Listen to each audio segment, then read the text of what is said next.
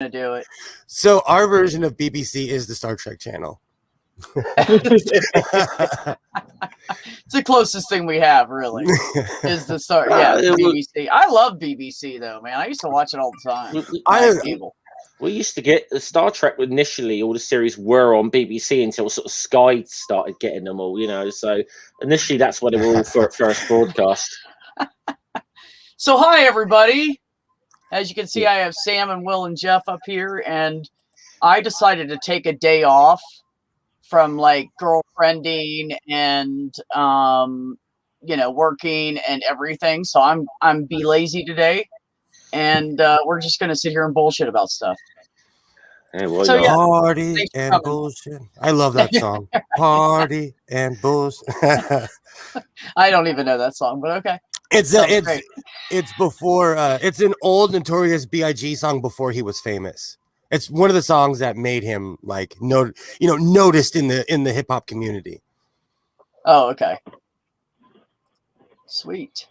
So I was just talking to Arda on Twitter, and she's like the humanist #humanist something, humanist minister or something like that, and she works with trans kids in a city, and she was talking about how much religion and stuff and how these people what they do affect the trans and non-binary and everything community.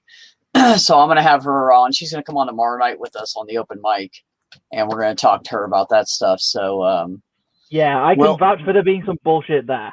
Oh yeah, and I told her, I said I have two people that come on my stream all the time, and I was talking about you and Will, and I said, and I know that they can say a lot about this kind of shit from what they've seen and experienced and blah blah blah. So yeah, so that ought to be good shit. I'm looking forward to that. Oh, I have experience when it comes to both sides. 20 years ago, I had a girlfriend who happened to be trans. We were walking down the street, and these I always say cholos, but that's just the LA way of saying like a gangster type of person with the shaved head. I don't know what they were affiliated with, but these dudes, they pulled up in the car. They're like, that's a guy, right? And her and I, we both looked at each other. We were like, oh, we did the shocked thing. I swear. so I swear, making them laugh. But we made them laugh. It saved us from being shot. I swear. Still to this day. And I'm friends with her on Facebook. Like, she has a great life. She's all successful. We still talk. Like, she's a great person. And every once in a while, she'll bring that up. She's like, we probably almost got shot that day, but we made those idiots laugh. What's that movie with Gene Wilder where he's blind? And see no evil, hear no evil. Damn. No. The one where he's with isn't it Gene Wilder? He's with the black chick, and she says something about being black, and he's like, oh, you're black. Like it would matter to him anyways. Yeah. Not only because he doesn't care, but because he's blind. But it's a funny scene. Like he just acts so you're what? That reminds me of the Dave Chappelle skit, the black white racist. It was a blind black man who was in the KKK. And like the reporter keeps on asking people, they're like, why don't you tell him? And they're like, well, he doesn't know. Dave Chappelle was hilarious. He went above and beyond to offend everybody. He did. And that's why I appreciate like him and Chris Rock, because they just pick on everybody. There's no racism there. They just fucking love to pick on everybody. And what's that character? Is it in that series, the Boondocks, the black guy who thought he was white and was a supremacist? Is it Uncle Ruckus? No. which I thought was like too bizarre to be true, should be anywhere near truth at the time. And then I copped an eye on Jesse Lee Peterson, and I thought, okay, maybe there's actually people like this. Oh, don't ever Google black skinhead. It'll hurt your feelings. If you Google black skinhead, hundreds and hundreds of pictures pop up of African Americans with Nazi tattoos doing the salute and everything. What? What do they think the Nazi thing was against just Jews? Is that what it is? And they're anti-Jew? But technically, because it was so much more than that. But I always go back to mitochondrial DNA. Technically, we all were Jews and Romans and like you know. Right, well, yeah, absolutely. Our race, depends on where we came from. Yeah, but, right. See, here's a fun one. Is that quite often they will see like Germany and the UK as kind of centers of places that are white, but a few thousand years ago, people in the UK were black. Yeah, I believe.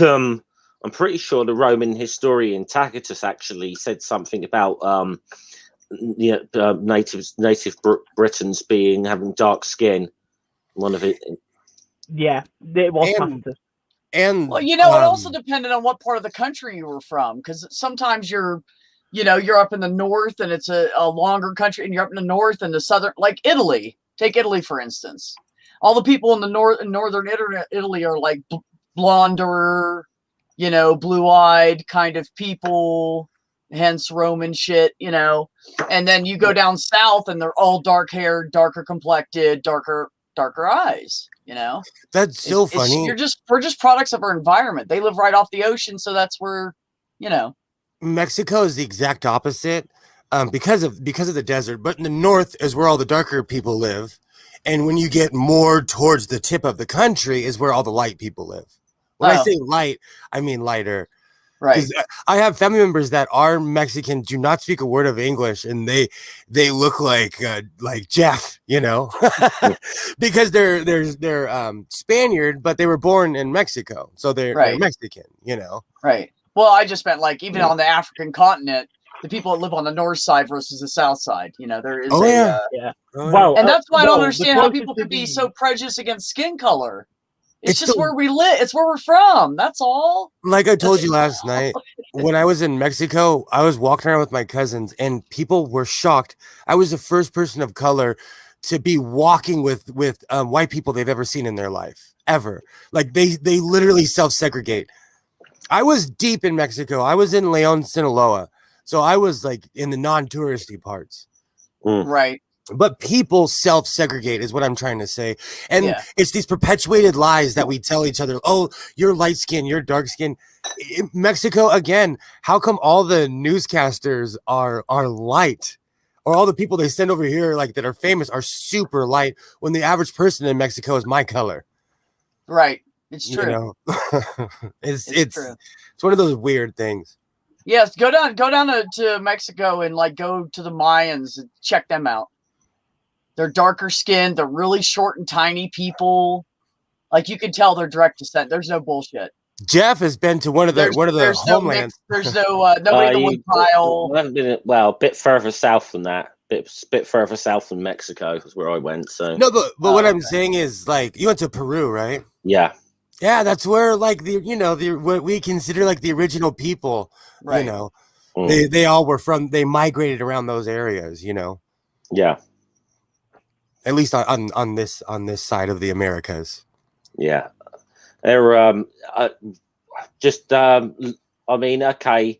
I bear in mind I only sort of really saw the touristy parts, but I can't say a bad word about Peru as an experience. That's awesome. Yeah. Also, Will, when you made a comment about Googling black skinheads, if I do that, I just get a bunch of pictures of Kanye West. I'm glad he's taking that over because I'm serious. I'm tired of seeing that. There was one guy, and there was a picture of this one guy, and it said Orange County, California underneath it, and I'm like, I live in the same state as this guy. And Orange County is like a huge hub for people, for like skinheads and stuff like that, because that's like the far end of it's the far end of LA County. It's not LA, it's Orange County, Right. So that's like where I live, it's the last bastion of where people live. So the fact that he was a skinhead there just made my skin crawl. No. I'd have a bigger house. I'd have a bigger house, tons of mice. I'd have a way bigger house. No, but right. About the early some of the sort of early skinheads and that they weren't sort of racist or anything. Even a lot of the ones that first got into like the whole football hooliganism thing in the UK, that sort of stuff came along later with it. It's like it wasn't initially problematic. It was just the aesthetic was attractive to people who are problematic. Yeah. I still he doesn't wear the clothes anymore, but there's someone who still lives in this neighborhood who was a skin in the 90s. But he'd walk around with the oi oi. He has a tattoo with the Nazi symbol with a cross through it. So, he was more of the classic skin where it was about the way you dressed and we would go to a lot of a cross or like a line through it. A line through it. Oh, okay. Like anti. Yeah. He was anti-Nazi. He was anti-white supremacy, but he was part of the skinhead punk circle. That's similar to bands that I like. Napalm Death. They got a T-shirt with that with a swastika, but with the sort of line, like so it had like sort of no swastika zone here, kind of thing. Yeah, exactly. Napalm Death is awesome. Napalm. They did a cover of the Dead Kennedys, Nazi Punks Fuck Off. So I find it really funny how many people associate punk with Nazism when it's like, no, it was literally about being poor and anti-bigotry. Literally, even in my day, that's quite literally what it was about. And drinking really bad malt liquor. Really bad malt liquor. Hey, Randy. Randy. Hey, Randy. So, like, I've grown up around, I guess, traditional punks. A lot of my friends who were punk because they were sewing patches on their clothes because they couldn't afford new ones and shit. Yeah. Oh yeah. It happens. Well, I lived that life. I had hand-me-downs from my brothers. That's why I went, man. There's like holes in the socks, holes in the knees of the jeans, stains on the front of the shirt. I just dealt with it. I just owned it. I find it the fact that most of the sort of skinheads that were into ska music and would be like, a lot of them would go there and be all blooming have like Nazi tattoos and not realizing the sort of origins of the music they were like. I was about to say ska music, really. I didn't realize that because that's not. The hell is ska music? Ska. Oh, don't make me start skanking. Don't make me start skanking in here. We don't allow skanks in here. You have Only for a Randy. while, B. Randy's You have for the a only while. skank allowed in here. Proud of it.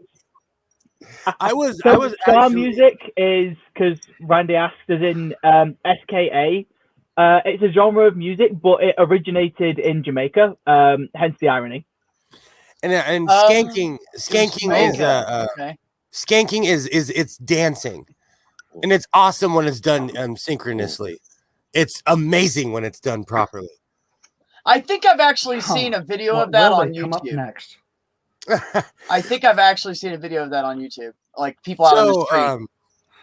And I know this is going to be a weird reference, but I am Mr. YouTube. I watch YouTube all the time.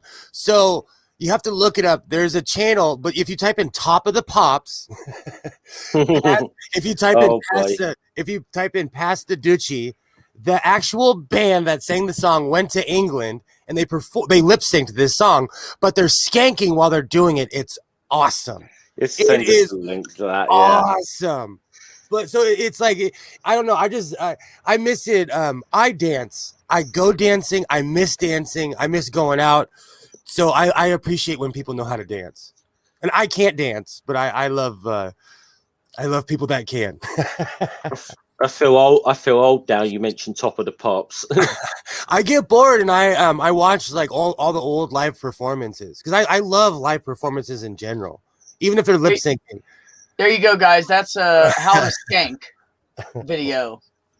Enjoy. Oh, they're going off about the maple syrup cartel. Wooly! Oh, I haven't seen you in forever. Where the hell have you been? Hello, Wooly. Hey, Wooly. Oddly enough, when I was in the army. No, but I gotta admit, I don't mind a bit of that music now and again. But I'm more a metal man, and I think Randy'd be quite surprised at my a lot of the blues music I've got, so Oh, you'd be quite probably would, you'd be yeah. quite pleasantly surprised, actually. I listen to blues all the time at work. Mm. I am literally looking love at I'm looking at a Howling Wolf poster right Oh, over there. I love Howling Wolf. Yeah. There's a blues artist I know called John Crampton. He does some of his own stuff, although a lot of the time he's in pubs doing covers, and just a sort of one-man act that that's literally there. They've just got like a little thing under his thing, like he just gives like a little foot beat, and it's playing the sort of like steel guitar and a got a little brace around him for the harmonica, and but his voice, he just reminds me of Howlin' Wolf so much, and I love it when he does covers of like Smokestack Lightning or something like that, or I love those people that can do that shit, the one man. Fuck, if I had some bubble gum and I couldn't get up out of the chair to walk. No way. Don't feel bad. I'm one of those people. I always say I can't change this. I can't change a CD and drive. I have to be a 10 and 2, or I'm going to hurt somebody. I know myself. One or the other. Yep, same here. So I was walking in the woods the other day and saw a big old hole in the ground and said, "Is that my ass?" See, I can Randy. I can drive, but if I drive, I cannot do anything at the same time because I have to watch out for cops. No license. Oh, I forgot the Randy disclaimer. Just so everybody knows that is not familiar with Randy in the chat, he is on a lag and he is not interrupting and being rude to people. He's a really nice guy. He's laggy and we need to get him better internet. Yeah, he's a great guy. That's going to be our next. Well, we need to do a GoFundMe. Yes, we really do. We could get the money in like 2 hours to pay for it for 6 months for him, just so you would have to deal with it. Well, the problem is there's no cable that comes out my way. That's about 10 miles away still. There's got to be a signal booster. They're thinking about putting one of them microfiber lines through here, and everybody gets awesome cable and stuff. But the COVID hit, and they scrapped the project, of course. Look into the radio. Okay, I'm done. The radio internet. I don't. Instead of satellite. I don't get a signal out here.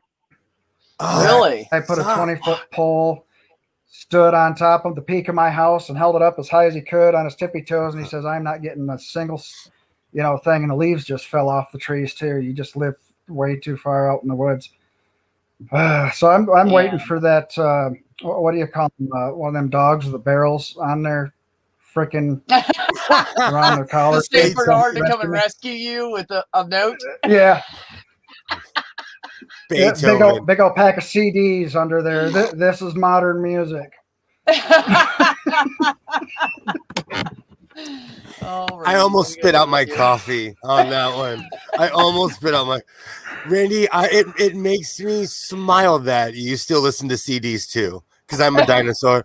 I have a big old stack. Like I have this obsession. Speaking of metal, like when I drive, Slayer gets me in trouble. So I've been listening to a lot of like Faith No More, a lot of more like melodic, like chill. Yeah, you try to get chill while you're driving to help with the road rage.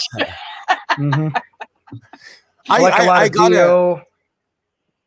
My the stuff. I saw Dio. Go ahead. I'm sorry. No, it's okay. I talk too much. I saw Dio, and I had pit seats. First, I saw Motorhead, and that was an experience. I'm still to this day so grateful that I got to see Motorhead. Was that your first band you saw? No, but Slayer was the first band I saw. Okay, Motorhead was my first. Oh, Motorhead was an experience. Like it was awesome, And I was like, it was Motorhead, Dio, and Iron Maiden at the Long Beach Arena. I never seen it. Never got to. I didn't see Dio. I saw Dio Disciples, which are obviously a lot of the former members of his band or whatever that have kind of kept playing after he died. I never got to see the man himself. Dio looked like my grandma. Even my ex girlfriend looked at me and she's like, "I don't want to get old," because it was like weird. Yeah, he was rough.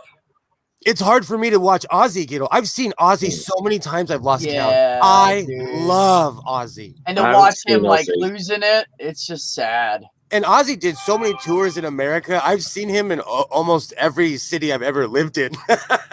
Right. See, From like the 90s on, you know. I feel like I probably need to try and get to some more concerts, given I've only ever been to one, like after the Rona. Just wait until the vaccine's perfected. I had bought tickets. I am. Oh, go ahead, Sam. I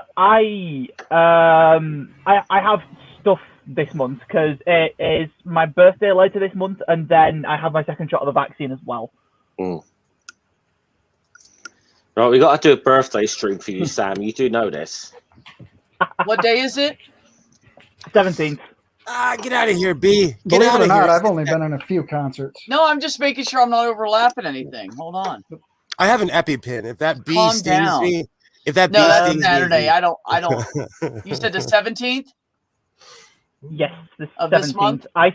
Yeah, and Yeah, I think don't do anything on that day. I think someone else might have asked me if I want to do a stream on that day as well, actually. So I'm trying to think now if I've missed anything. Granny. So Granny has a stream on the 17th at 11 a.m. Central. Oh, okay. Which is 5 p.m. my time. So there's still plenty of day to do stuff with. But I was just like, I don't want to like say I'll be on Granny's stream and then not.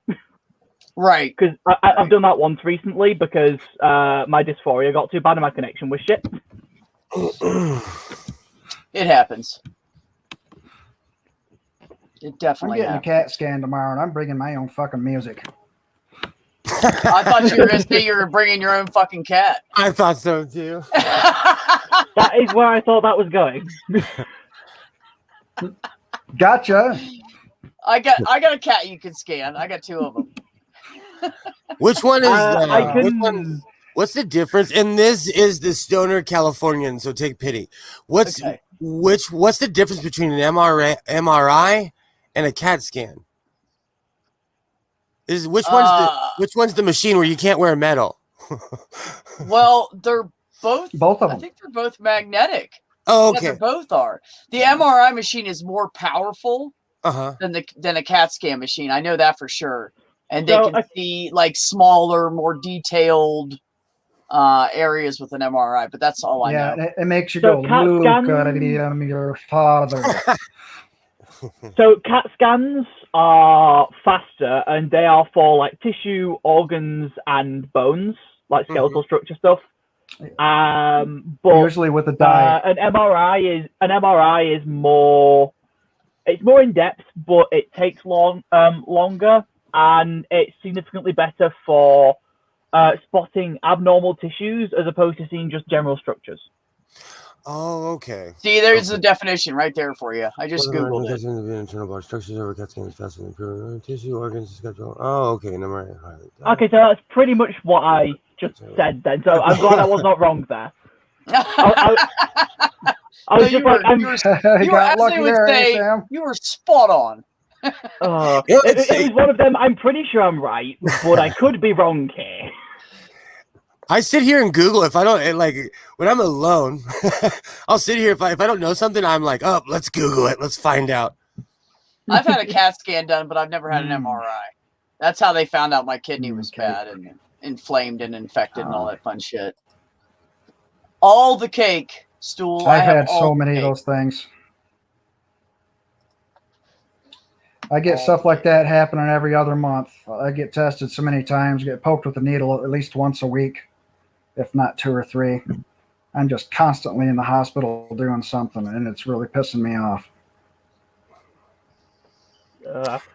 Because You know, that's why even when I'm having a bad day or I'm having a bad year, I can only be so angry because I've had crazy shit happen to me and I've been injured so much, and I'm just so disgustingly healthy. Like, knock on wood. I just am. I'm really lucky. Like my doctor said, if I could get you to quit smoking in about 2 years, you'd have the body of a 25-year-old. Like, oh, wow. There's just nothing wrong with me. My blood pressure's great. My everything's great. Huh. I just have really good genes, I guess. I'm fairly certain when I reach 55, my body's going to start falling apart just because of genetics. You never know. Tons of mice. No, you really don't. You know, on my mom's side of the family, there's this weird thing where all the women live to be at least 100 years old. Wow. And all the men die in their 60s, 70s, or 80s, you know. And it's always some crazy stuff. But my mom, you know, last weekend, she looked at me and she's like, I do not want to live to be 100. Because all the women in her family, they live forever. You know, my grandma lived old enough to go crazy and stop speaking English. You know, honestly, we've had more like heart issues than anything, but all the people that died from any kind of a heart issue were like late 80s, early 90s. So, I mean, what can you say about that, right? Yeah. Even my dad died 3 days after his 80th birthday, I think, or something like that. Still not bad. But 90 would be better, but still not bad. Technically, though, he is the oldest living. He was the oldest living person with my last name. So most men in my bloodline die young. See, my nana always used to say my great nana always used to say she wanted to live to be 130, but then she got to I think about 90 and said, you know what, I think I just want to live to 95. And so my biggest deal is I've missed out. She got to 94, so she did pretty well. She got to 94, so she did pretty well. That's awesome. Yeah, 94 ain't bad, man. My Nana died when she was right before she turned 93. She had 2 strokes back to back. So you give up. Still not bad. It's when you give up smoking at like age 98 because it's not killing you. You know. You know, my Nana quit smoking at 88 years old. Wow. At 91, I know I really should stop. I really should. At 91, she oh God, I don't know if I want to let this guy in. At 91, she went and had cataract surgery and realized that she didn't really need glasses after all. She just had cataracts her whole life that were like very slow moving. And so she got the cataract shit done. So she's sitting there watching TV. I go to see her. She's 92 and she's watching TV. And I'm like, Nana, where's your glasses? Because I thought she was losing it, you know, like, why don't you have your glasses on? Oh, I don't need them anymore. And then she's like, hey, go down to the store and grab me some gin and some vermouth. I'm like, okay. So I go down. I'm like, Nana, I thought you couldn't drink. Oh, no. I did what the doctor told me. I don't have any sugar issues anymore. All right. She improved after 88 is what I'm trying to say here. That is impressive. And she broke her hip when she was 88 or 89. She broke her hip and she'd carry a cane on her arm. At 92, she'd carry a cane on her arm. And then if she walked too long, she might use it for a few steps. Like I just come from beasts, man. We're just beasts. She had mesothelioma because she was the underwater welder for the Navy during World War II. She was like a Rosie the Riveter. She didn't even know how to weld. She went to the docks for a job, and they just said, we're going to put you with the welders. She's like, I don't know how to weld. And they're like, you'll learn. And they taught her how to weld. And she worked there for like a year and a half or something like that, doing like all this welding with these guys on a dock. My ex-wife's grandmother was a real life Rosie the Riveter. She lived in, I think, Ohio, and she made planes during World War II. My that's what it was back then too. You know, my great aunt worked at Go ahead, Jeff. Oh no, sorry, it's a lag, I know, but I was going to say, well, my great auntie worked at aircraft works in Southampton at Supermarine during the war, and was there when it was bombed. Oh, that's crazy! Apparently, she never cycled home so fast in her life. Like, right? But they worked at a company called Supermarine who made the probably was famous for making a plane called the Spitfire, which obviously still could tell you, you know, Spitfire is very sort of symbolic of the Battle of Britain. Yeah, very flag shagger. I can actually Yeah, beat it is that a one, little bit. Jeff. I can beat that.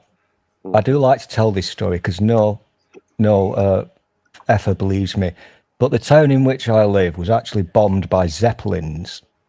Actually, it was Zeppelin singular in World War One. Yeah, Would I you can believe that.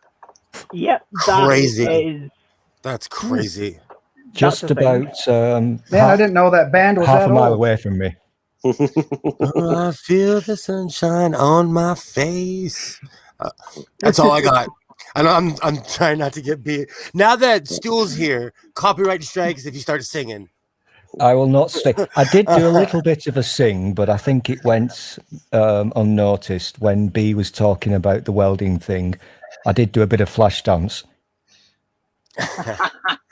Oh, it didn't get unnoticed. It's stuck in my head. Thank you. I was just imagining B's great aunt or whoever it was, and Will's, and Jeff's great aunt with the welding gear on and the flash dance music.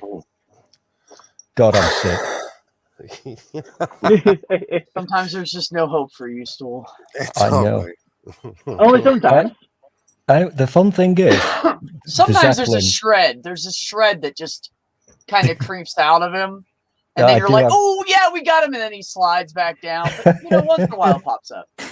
The fun thing is with the Zeppelin dude, this German was coming over here to like drop his bombs, and he got lost because it was a bit foggy. So he turned around and got even more lost. He went over Blackpool and over where I live, and he thought, oh, fuck it, and just dropped all his bombs so he could get away quicker. And killed a few people. Thanks, Junie. A tragic tale of one family's loss during World War One was.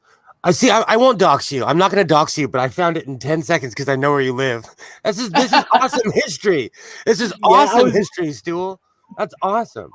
I was going to say, I know exactly what Stool is talking about there. Oh, that's awesome. I'm reading the story right now. I love history. I absolutely. No clue. Well, this is. I love hearing about history, but I don't ever remember it. People, we can have big discussions. I don't remember shit. Yeah. Similar thing happened. Similar thing happened in World War II, which triggered the Blitz. Because during the early part of the Battle of Britain, the Germans mainly were targeting airfields and obviously some of the industrial places. But generally, it wasn't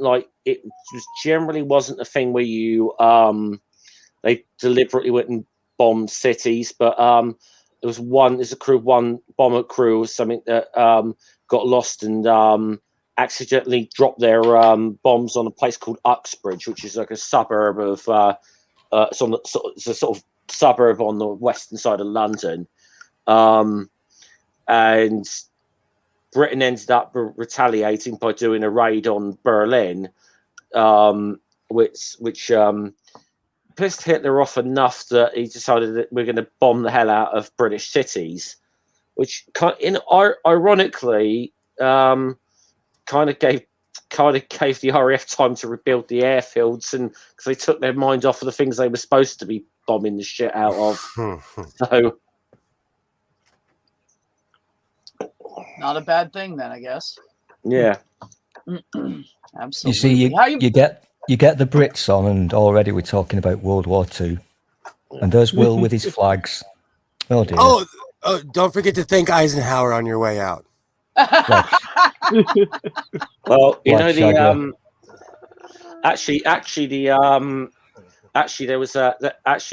this was the great actual retort the American GIs used to have to the British, because we used to have this. There was a saying that the Brits used to say about American soldiers in World War II: overpaid, oversexed, and over here.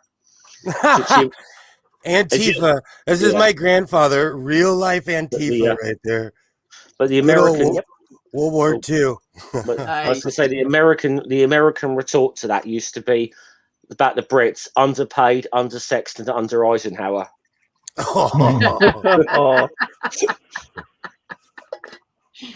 Oh, Jeff.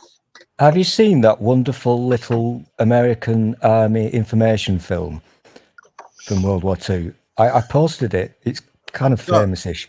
I posted a link to it the other day, and you've got this American dude who's over here, and it's information for American soldiers on how to behave when they're in Great Britain. It's hilarious. It's not a comedy, but it's fucking hilarious.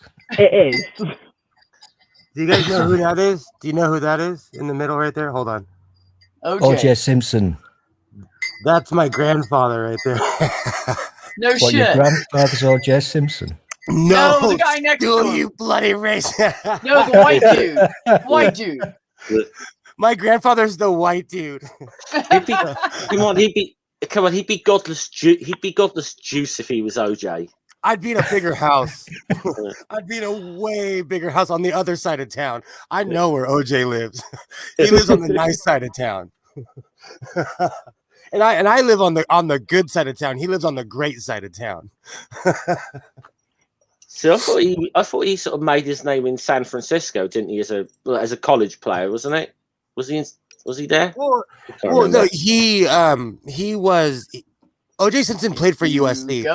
My grandfather, after World War II, my grandfather was a football coach at USC, and so, long story short, he became golfing buddies with O.J. because he knew him for years. Someone has a stream on. Yeah, who's got that echo thing going? I can't do that. I get distracted when I hear. Anyways, my whole point is, my grandfather was friends with O.J. Simpson up until the point where he got on trial. And my grandfather, instead of saying anything, he just never golfed with him again. And I think that was I think that was loud. That was enough. Yeah, that was enough. You know, but loud and clear, buddy. But my mom, she tells a story all the time. Like, she met Nicole Simpson. She met both of them at banquets and stuff. There's another picture because my grandfather was also on the Heisman committee. So there's a bunch of pictures of my grandfather with people I don't know who they are, but they're these like famous athletes from the 40s, 50s, and 60s. I don't know who half of these people are. I'll pull the album out one day. But is there a way to scan a picture and see if there's any facial recognition for them?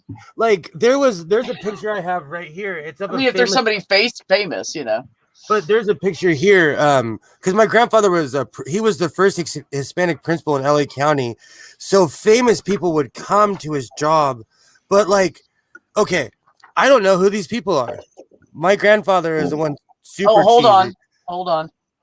I don't know who any of these people, but they're holding some giant trophy. Just hold it up there for a second.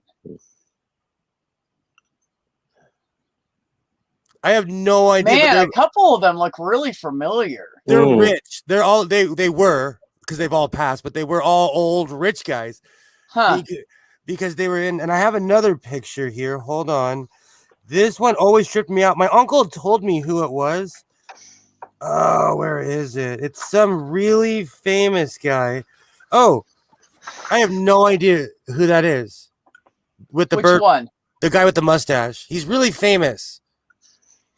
Oh, didn't he play in westerns and shit? Yeah, he's like super old school famous. Oh, here's one with Bob Hope. Oh, there's Bob Hope. Oh, no shit. This is my grandfather and Bob Hope. I met Bob Hope. Bob Hope was a great human being. Bob Hope was a freaking a kind of person that would look you in the eye and shake your hand and talk to you. I think that Matthew Perry is not old enough for these pictures. These are like 50, 60-year-old pictures or something. Yeah, because these are maybe older. Wait, what years? What year was those? These are from the 50s, 60s, and 70s. Because my grandfather was a principal for over 30-something years. Okay, so I wasn't too far off, right? Yeah. 60 to 70-year-old pictures, right? He after World War II, he never flew in a plane again. Really? He was in D-Day, and he. Oh yeah, no, fuck that. I wouldn't either. He took my grandma around the world, but he always took her on cruises. I have a bunch of old pins, like the Captain Circle pins, because he refused to fly after World War II. That was his thing. Like, and we never I mean, I spoke don't of blame him, man. That's like how like the Navy guys went through these fights and barely lived through their ship sinking, and then they go sailing when they retire. What the fuck are you doing? Like, are you okay with like bobbing in the water for hours, or maybe they just feel like after that going out to sea on a sailing ship, not during a war, is nothing. Maybe that's what it is. Like, fuck it, I can live through anything. Some people, my pops used to always say, some people never left the jungle, and that was the Nam era guys who are still wearing their fatigues 20 years later, joining biker gangs, because they miss the action.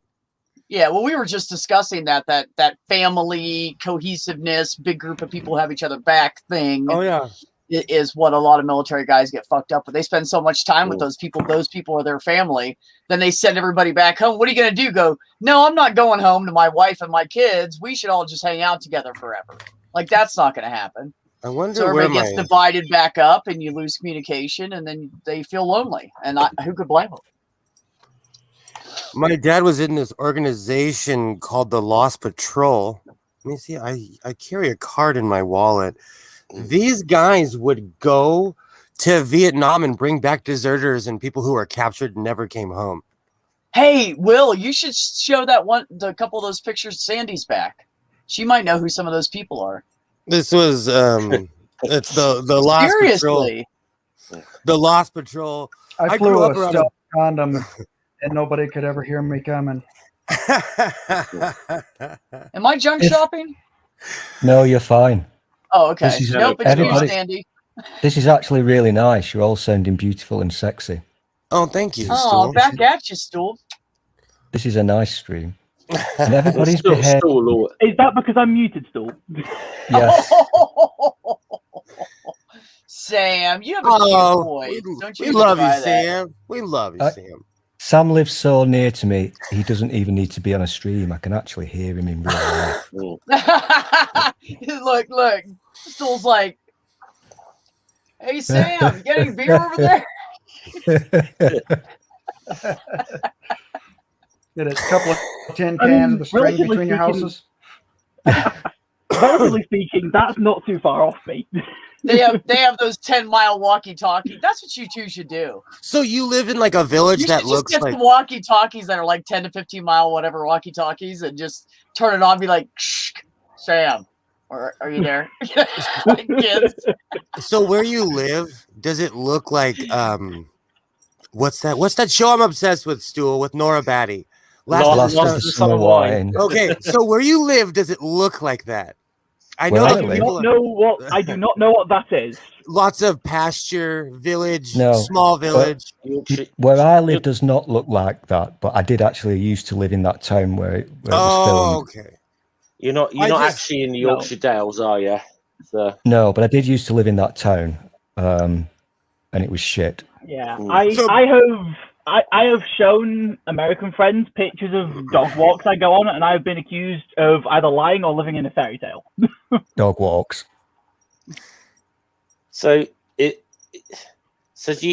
it's a good question. You've been watching a lot of Last of Summer Wine. Do you think they could bring that back now with Stool as compo? Fuck you. only if I get to be Mr. Entwistle. I love Mr. Entwistle. I like Captain Peacock. I just love the fact that you can't say Entwistle. I cannot say it. Entwistle. Emu. Captain Peacock. Frank Thornton. He reminds me of people I grew up. That's Are You Being Served? That character, though. Yeah. And he's in the later episodes of... I loved Are You Being Served? That's the only big, besides like Monty Python and all that stuff. That was the big BBC thing for me that I loved. They were just lewd but classy lewd somehow at the same time. Some of the best fucking hilarious and so smart. Oh, so much smart ass shit. I loved it. Absolutely. There's all kinds of stuff that I quote from Are You Being Served that is considered really edgy. and I'm literally quoting Mr. Humphries, Mr. Humphries, the BBC weren't very pleased with the character of Mr. Humphries when they first saw the kind of script, for obvious reasons in those days.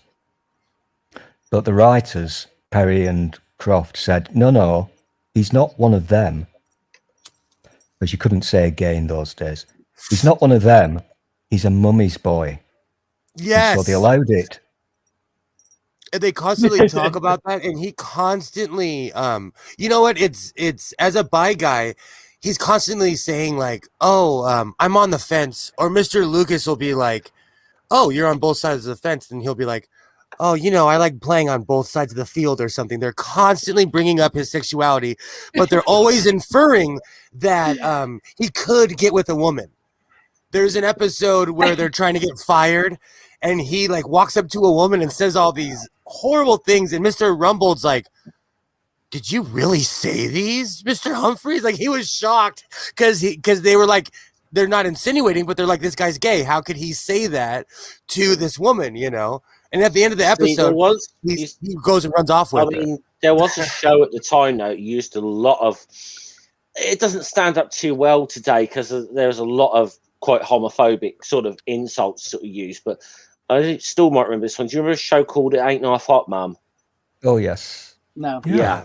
I talked to Will about this. It's, I mean, I thought it was brilliant, but as you say, we're not going to be seeing it on our TV screens. No, I mean, it was funny. It was a funny show, but it does not stand up well today on because of certain things like that. You know, honestly, that shit doesn't bother me. As a member of the Alphabet Mafia, and yes, I'm it was on very TikTok, typical. It doesn't bother me that people make those jokes. I think they're just ignorant. I just laugh it off, and sometimes it cracks me up, and it's some funny ass shit. Like I have a dark side. I'll laugh at it. A lot of those shows were written by the same people, Croft and Perry. So Are You Being Served? It Ain't Half Hot, Mum, and all that stuff. And so they did do a lot of this kind of humor, which, if they'd kind of going around the edges without actually saying what they, you know, inferring, if you like. So they got away with it. Yeah. And this was BBC in the 70s. So, you know, you couldn't actually admit that there were gay people in those days. You know, On the Buses was like that too. It was just constant innuendo and inferring. But the reason, or if they were, I mean, if it was suggested that they were gay, that it was always the effeminate stereotype as well, you know. See, but I look back and laugh at those. Like, there's a guy who walks in, "Are you being served?" And like, he's like, "Oh, I need some perfume," and they're like, "Okay, what do you want her to smell like?" And they're all banting around the fact that he's a openly flaming gay guy, you know. But the reason that It Ain't Half Hot, Mum can't be showed is not because of that. It's because one of the characters the character is Indian, but the guy playing him is a white dude, and so he's got brown face on, and so they can't show it. Yeah, it's not. That's the sort of things that is. I mean, but there was a lot of very then good. Came Three's Company. Well, the character pretended he was gay to the landlord. And the landlord was always coming up with these cheesy ass jokes and raising an eyebrow. "What are you up to, Jack?" Right. Hey, Jack. It was corny but funny. Well, Mr. Furley? Don Knotts wasn't Don Knotts the first? Yep. Wasn't it Mr. Furley? He was the second one. That was Mr. Furley was Don Knotts, and Mr. Roper was the first one. That's Roper. Stanley Roper. That's it. I'll say about like British sitcoms and go on, Randy, finish up. Go ahead. I was going to say about. I had a boss that looked just like Mr. Sorry. It's okay. It's okay. Go ahead. That looked just like Mr. Roper when he smiled. When he smiled, he looked just like Mr. Roper. We were picking on him all the time. And it's like, where's your wife Gladys? He's like, she's in the bedroom. Nothing ever happens in there. So when I was a kid, Sanford and Son, Three's Company, all those shows had gone into syndication, so they were always on TV. Didn't matter what time of day. So most of them are rip-offs of British shows, you know. Aren't they? all of them are. All of them are. Well, obviously, the original was Steptoe and Son, which is like a classic British. But the other big one, which was, I mean, was the outrageous one that will never get shown on UK TV again. Love Thy Neighbor. Oh, worst. Before that, it was Till Death. Thank you, Stool, for that one. Thank you, Stool, for showing me that one. Okay, you two. I can't hear Jeff. Okay. Say that again, Jeff. The real big one was someone called Till Death Us Do Part, which had this character called Alf Garnett. Now, there was an American version of this character who is a watered, and if I told you now, this is the American version is a watered down, almost politically correct version of Alf Garnett. And I said Archie Bunker. It will give you an idea of how bad the Alf Garnett character was. Archie Bunker is such a tame character in comparison to the British version. I watched more of the Jeffersons and less of, but I know the theme song. Those were the days. If I can find you some. You said Jeffersons? I'm singing. I'm singing the first one, but I love the Jeffersons. Archie Bunker. Oh yeah. Oh, I'm singing the Archie Bunker. Moving on up. I was gonna say that. Moving on up to the top. See, I'll bump that in the car and get looks at people. I love stuff like that. There's a song on Babylon 5. It's called No Hiding Place. It's a gospel song. I remember that. I know the episode. That's when they finally get rid of Rifa. That's when they finally get rid of Rifa. For all my Babylon 5 geeks out there. Yeah, all in the family. We always called it Archie Bunker, but it was really All in the Family.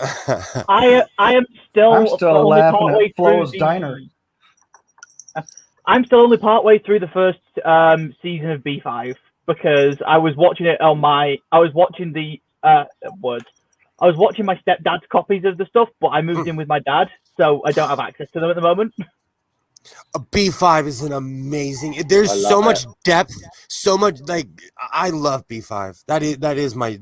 Again, that's just a great show. I will say it gets. You see, the first season's good, but it gets a lot better, and it gets much better in the sort of second and third seasons with the shadows. And Sheridan coming into it as well as the main character. True. See, I don't know any of this shit. That's why I just run the stream and let you guys talk. Yeah. I was about to say something, but I didn't want to give away the whole show. So keep watching, Sam. It's an amazing show. Oh yeah, I am playing a tabletop role-playing game, so similar to Dungeons and Dragons, but set in I think season 3 of Babylon 5. Oh, that's awesome. Oh, that's cool. That's awesome. What's it called? Yeah, there's been a bunch of shit about what the tabletop role-playing game. Yeah.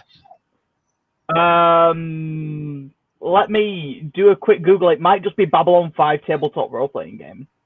Oh, okay. Or Babylon 5: A Call to Arms. When you get a chance. Cheers to that. I saw that, Randy. Cheers. I'm biased because the 90s was a well of amazing sci-fi. Yep, that's what it is. It was amazing shows. I even like Earth Final Conflict. I like all those weird Farscape. All those shows from the 90s were great. I tried to get into Earth Final Conflict. I just couldn't. I just couldn't get into that one. I'm thinking about putting the playlist on my channel because I watch it so much. Somebody pieced all the episodes together that are on YouTube, and they made a playlist of it so you can watch the entire series. And someone cut up Highlander to where it's only the parts where he's in the past, only the parts where he's so it's. I've watched it. It's like 6 hours. Well, I still maintain the best science fiction series of both the 80s and the 90s is Red Dwarf. Oh dear, here we go. Oh, here we go. This is where we fall out. Okay, this is it. Dumpster fire. Go. Oh no, I'm not going to get involved. It's just, I just pity people like Jeff. I mean, it was shit. It was so shit. Oh, don't be a smeghead. Is that how I you missed say that it, Jeff? show. I never saw it. I might have Is that to like invite. Magma? Oh, I may have to invoke a Space Corps Directive 34124 here. 34124. We No should have. officer with false teeth should attempt oral sex in zero gravity. We should have a watch party where Stool just talks shit to us the entire time. We'll watch. I don't think that should be a law. I think false Randy, teeth check and your oral private sex, chat. and zero gravity. Well, technically, in the end of Moonraker, Jaws was making out with his girlfriend in zero gravity, and Roger Moore was making out in zero gravity, which is mathematically and scientifically impossible. But hey, with one of the most Bond's girl names ever, Holly Goodhead. Don't tell me that was her name. I'm about to go put that movie on Holly right now. Goodhead. That's like Octopussy and all that shit. There was there was sex throughout Bond. Like if you didn't watch it for the action, you watched it for the sexual innuendos and the come hot on, women and shit. Pussy galore. I mean, seriously. Come on. A lot of Red people Force, don't they're like. all dead, Dave. A lot of people out there will say that those classic Bond films, which I think are absolutely brilliant, they're amazing, but they're not acceptable these days because James Bond was a bit of a misogynist. Yeah. But I think they were that funny. I think a lot of the things people think are unacceptable are only unacceptable if you don't go into it thinking critically. Like if you acknowledge these things as a bit of a... Go in and enjoy the rock. You just got to go in and just enjoy it for what it is. I think with those. Like, there's a lot of shit I watch that I kind of have to accept that they're going to say some dumb stuff either because of the time it was made in or because this character is supposed to be saying dumb shit. The classic Bond films from the sort of 70s and 80s, I think, are absolutely fantastic. They really are. And we over here, we always get them thrown at us over Christmas all the time. I think they're just wonderful. Yeah, you don't say things like that these days, but just watch, lighten up and just watch it. Watch the first 20 minutes of Moonraker. It's an amazing scene where Roger Moore jumps out of the plane. Yeah, it's fantastic, isn't it? Oh, it's amazing. Yeah. It's amazing. Like that. It's just a good movie. Oh yeah, I love it. I do too. See, I mean, I missed out on so damn much being in the hospital all the fucking time. You know, a lot of concerts, a lot of movies, all that kind of shit. And it's kind of disappointing. But hey, I get to hear about it all over again. So that's great. The thing is, I was going to say about the Bond thing. So, the humor thing was an element that the films added to that character because I don't know if anyone's ever read any of the Ian Fleming books, but I think the closest I've seen of any of the actual actors who play Bonds to it, the one in the books, is probably Timothy Dalton. But a lot of the sort of humor, of Bonds really came with the films and not so much the books. That's what made them so brilliant, though. Yeah. I mean, in the olden days, when the new James Bond film was released, sort of 70s, 80s, it was a big deal. And those things, box office, went through the roof. And everybody enjoyed them because even though these days, okay, not totally PC, but the adults and the kids would watch it. There was something there for everyone. The humor, it was humor. Just accept it for what it is. That's one of the things I have trouble with is because I think some people take their labels and their whatever they are too far sometimes, whether you're black or you're fucking Hispanic or you're fucking gay or trans or whatever. And I think people just they don't see the humor sometimes and they just get mad. exactly. Yeah. I'll take humor to a point. When it gets like asshole, then okay, now I'm done. But I mean, if it's people being just done they just maliciously, so sensitive, man, so sensitive. Yeah. There's a difference. I feel like there's. Go ahead, Jeff. Sam. Go ahead, Jeff. Oh, okay. I think the point to me is where the intent in the humor is. If the humor's okay, it might not stand up so well nowadays, but it's basically not being done maliciously. I'm kind of okay.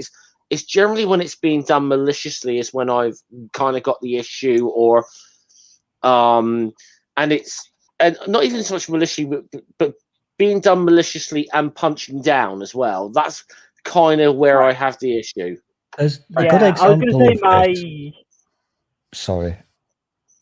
I was going to say my general rule is punching down is going to be dodgy, and then I will look at intent. And if I think the intent was at least neutral, I will tolerate it.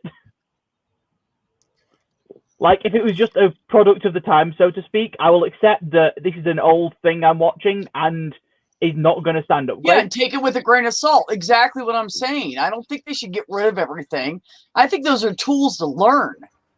Also, you have tools for children and future generations to learn what it was like, so they don't repeat it. It's all about context. You know, like you said, take all those old Confederate statues and put them in a hall of losers and call it the Hall of Losers. This is second place. Yeah. This is what happens with little dick energy. This is second place. Yeah. Throw it all in there. Don't get rid of it and lose the lesson. I agree. Stupid. Stupid. There was a program on a couple of years ago where they had some young people looking at clips of stuff that was broadcast in the UK in like the 70s and 80s. And also they had people who were in those clips looking at those clips. And the young people were all cringing and almost dying because of what they were seeing, because they couldn't believe that things like this actually were on our TV screens. Whereas the people who were in them, and a lot of it was quite racist, some of the people who were in them who were people of colour were saying, no, it's fine. Exactly. No, it's fine. It wasn't a problem. Exactly. I'll say still. The thing I mentioned earlier, Till Death Us Do Part, the character Alf Garnett, which obviously All in the Family, Archie Bunker was based upon that.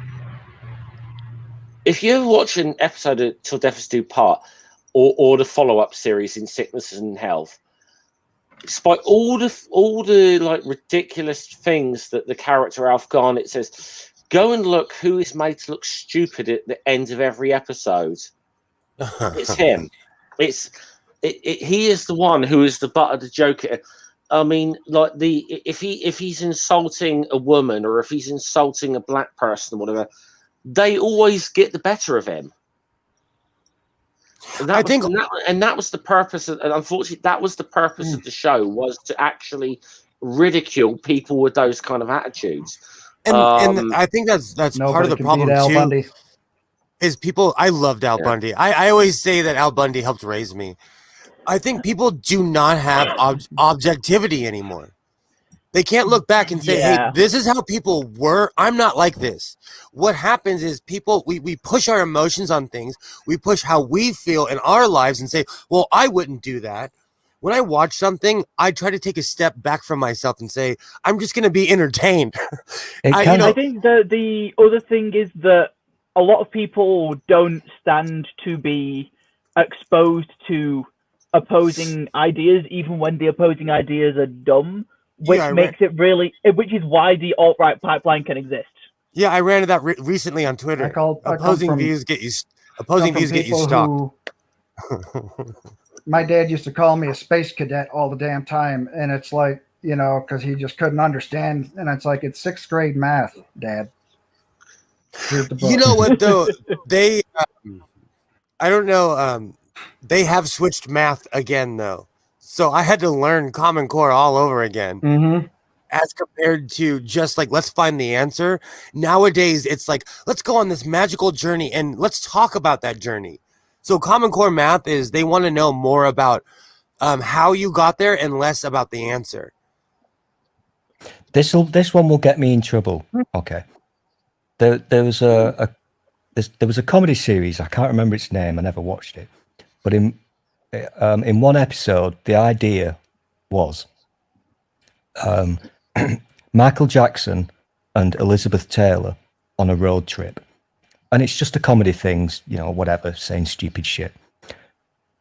It didn't get made because the guy who was playing Michael Jackson, and this was in the period when Michael Jackson all of a sudden turned white.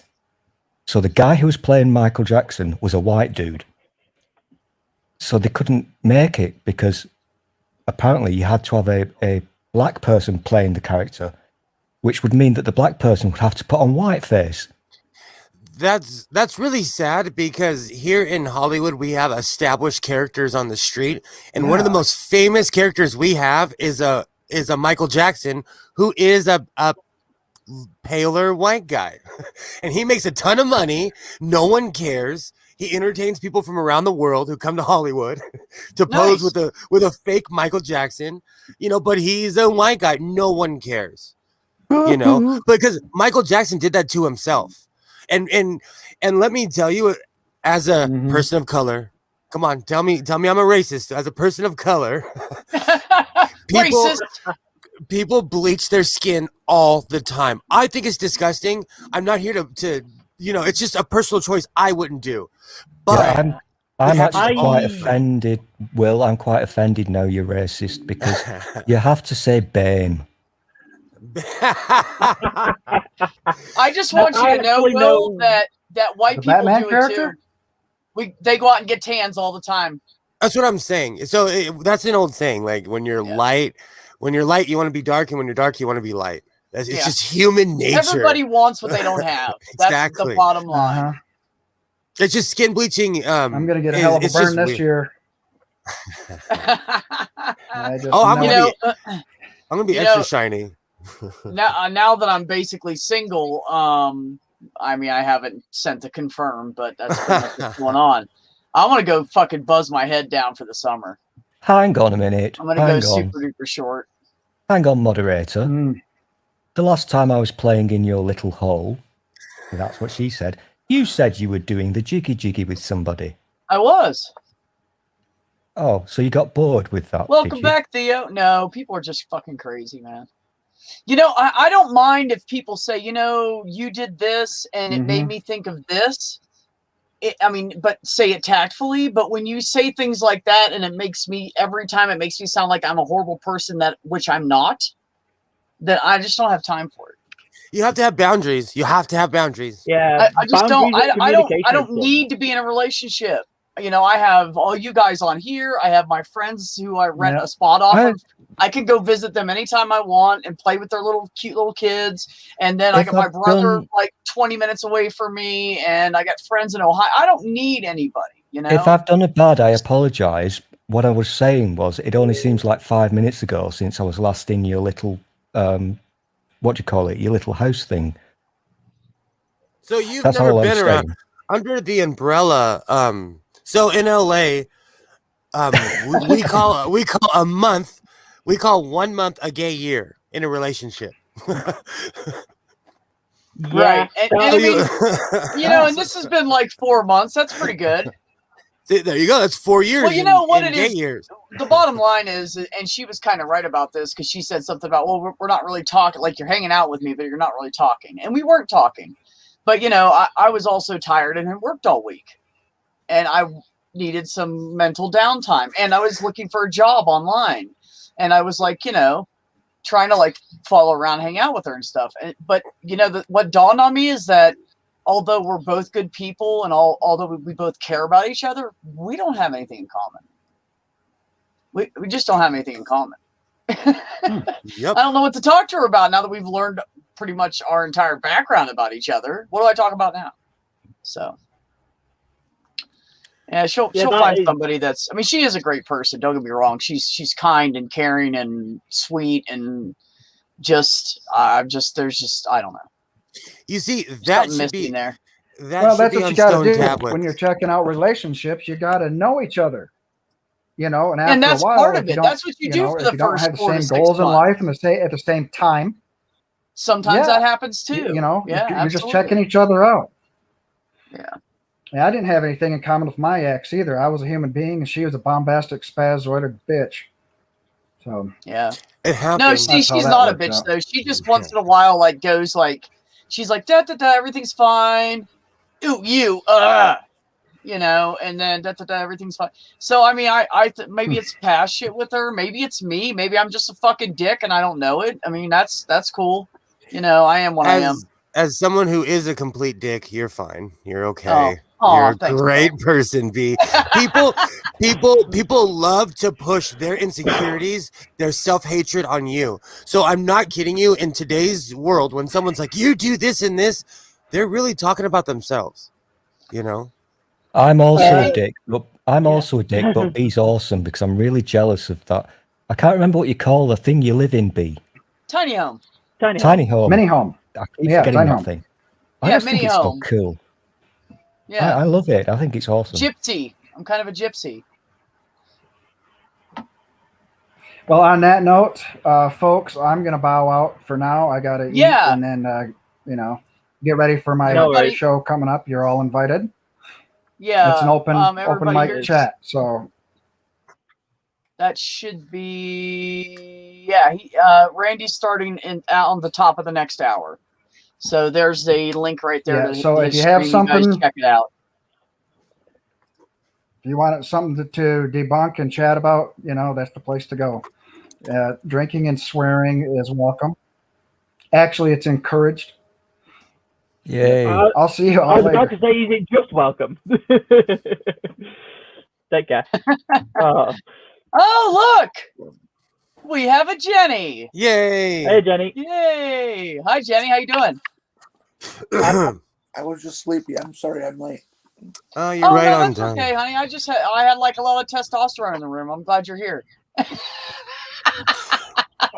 Well, Sam was filling the gap a little bit, but Yeah. No, I'm about to show off my bat car. That's all the testosterone you need. I just wait, is that remote control? Yes. Nice. No, I'm Isaiah. you know, I know I'm a child, but I think I'm gonna go buy a remote control car because I live out here in a sandy area and it's open. Like I could have you know what? I'm gonna go buy one. That's it. My- Look my on son- Amazon right now. Go ahead. My son recently got permanently suspended off of his PlayStation network. So he's rediscovering all his old toys. So I'm recharging all the RC cars and all the cool stuff. Because Nice. if you act crazy on the PlayStation network, they will boot you like a football. So you know what? I consider it a life lesson. Like he needs to learn that in life there's consequences. You can't do whatever you want, you know. So should I get one of these ones that flips over, or just like a dune buggy one, a truck? I should get. I have You- one that has a wheel on top, so we take it to the desert and it just does flips and it hits It's got the curves. wheel on the center Yeah. top and just flips back. Yeah. That's badass. See, I don't have to go to the desert. I just live there already. Well, I just have like small cacti and brush to miss. when I Yeah. say the desert, I just have to like go half a mile outside of my town. There you go. The Nothing wrong with that. topography of Los Angeles is insane because where I live, if I go south, I'm in the city. If I go east, I'm in the desert. If I go north, that's Central California. And if I go west, it's to the beach. So it's, the topography here is insane because you go Right. from 105 to 70-degree weather. You could just drive 30 miles west towards the ocean. If I Right. want sand, all I have to do is go to the bottom of the bluffs where they're crumbling over age That's crazy. into piles of sand If everywhere. I want sand, my best option really is going to Blackpool to the beach. So we got Where? better- Blackpool. Blackpool. Okay. Yeah. Go ahead. Blackpool's where it's at. Really? Yeah, and the beach is quite nice. I will say we have better beaches in my end of the country. Stu, you need a Blackpool patch now. You need a patch. I'm gonna make you a Blackpool patch, and you have to promise to wear it and do that face at the same time. Which face? I'm worried now. I've only got one. I can only do one face. You did the. Where is my lighter? I don't know, man. So Jenny, what have you been up to? What, in the last 12 hours or less? Yes, in the last 8.5 hours. Seriously. Besides sleep, what have you been up to? How are you? I did a run to the grocery store, and I got another couple gallons of fresh water, and I hate the well water taste here. I'm so not used to it, so I and buy real water because I'm like too much of a rusty taste or sulfur taste or what? Yeah. I'm only allowed to have a half gallon of water a day. It says the doctor, so I want it to be good water. And I get a gallon of water for less than $1. Yeah, people are stupid because they go out and they'll buy all this crap. So you just go to Amazon or something and spend $3 and you can get some either hard plastic or glass bottles. I have some that have little protectors and handles on them and shit, so you can carry them around. Keeps your drinks cool too. And then you just go and get the big jugs and you can fill them up so cheap. Mm-hmm. And it's good filtered water. And it's $1 to $1.50. I think for $2 you can fill up the big 5-gallon ones, right? Yeah, they're thereabouts. I don't have a place where I can do that nearby. Oh, but I do know those are located in some of the stores around, and yeah, it's pretty cheap that way for a 5-gallon thing. I could never carry that much. I'd never be able to get it in the house. Right. Yeah, I mean that's a lot. I mean it's good to go a gallon at a time though. Still, that's still a good price. I don't know how I can lose a lighter just sitting here, but I managed to do it. Yeah, I'm very good at that. Here's mine. No, it's okay. I have tons of mice reminded me that I have my chalice of lighters, but I was trying to be lazy and just sit here. So cheers to you. Cheers to you, tons. Thank you for reminding me. Don't know where I left it. I've got somewhere around here. I've got a nice Zippo lighter as well. So because I smoke weed, I end up sucking in the gas of the Zippo. For if I'm smoking a pipe or something. They're great for joints. Yeah. I got a nice one. It's Jack Daniels one, engraved one. Oh, that's awesome. Yeah, I've got quite a nice Zippo lighter. So that was always one of my favorite sounds. Well, it still is. Still, my favorite sounds in life is the opening of a Zippo lighter. It makes it ting. My favorite one was to light it on my jeans. Like the old, just go. Like that. That's my favorite little one. I have 2 Zippos. This one I actually got in Costa Rica, and that's awesome. From one of the tourist places. But they have such stuff. They have stuff like this. It was I don't know, $4 or something stupid there, but it works great. I did pretty well in my training. When I came out, I used to take my Zippo and I'd light it on my leg like you do. Yeah, you drag it on your leg and it lights, and then you do it the other way and you close it. Yeah, and then in transition training, what they get you to do is to learn how to do that, except on your muff. On your muff? Look, do not do that when I'm drinking. I was just swallowing. That was fucking close. That is not. See, I just have a really. I just have a really shitty cheap lighter, but I have messed with it a bit, so big fire. Oh, we call those crack lighters here. Totally. You go to jail. Out here. Those are crack lighters. The ones that are adjustable and they're mini torches. I'll just put that in the live chat. Let's see if we can get that hashtag Zippo muff trending.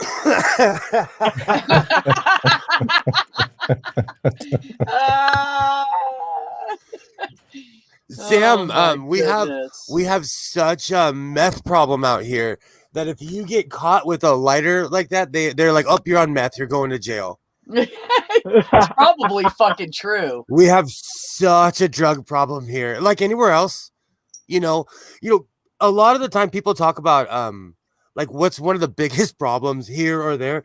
We don't talk about drug use in America enough.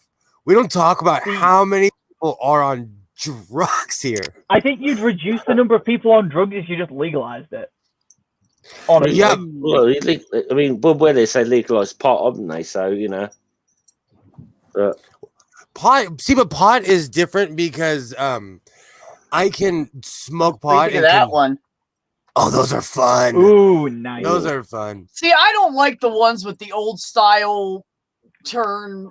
I don't like that. I want the one that's like a gamer remote. Yeah, So yeah. you have to dig through them. I think I am gonna have to disappear now. It has been great to hang out with you all. Thanks for coming, Sam. You know I love you. Great talking to you. Take care, guys. Bye. Bye, honey. Oh, they didn't call me a boomer this time. And then there were 4. Hi guys. How is everybody? There's actually 5. Oh, I wasn't counting myself. You're not counting yourself. Oh, okay, yeah. No. Well, you don't my know. panel 4 on my panel, so yeah.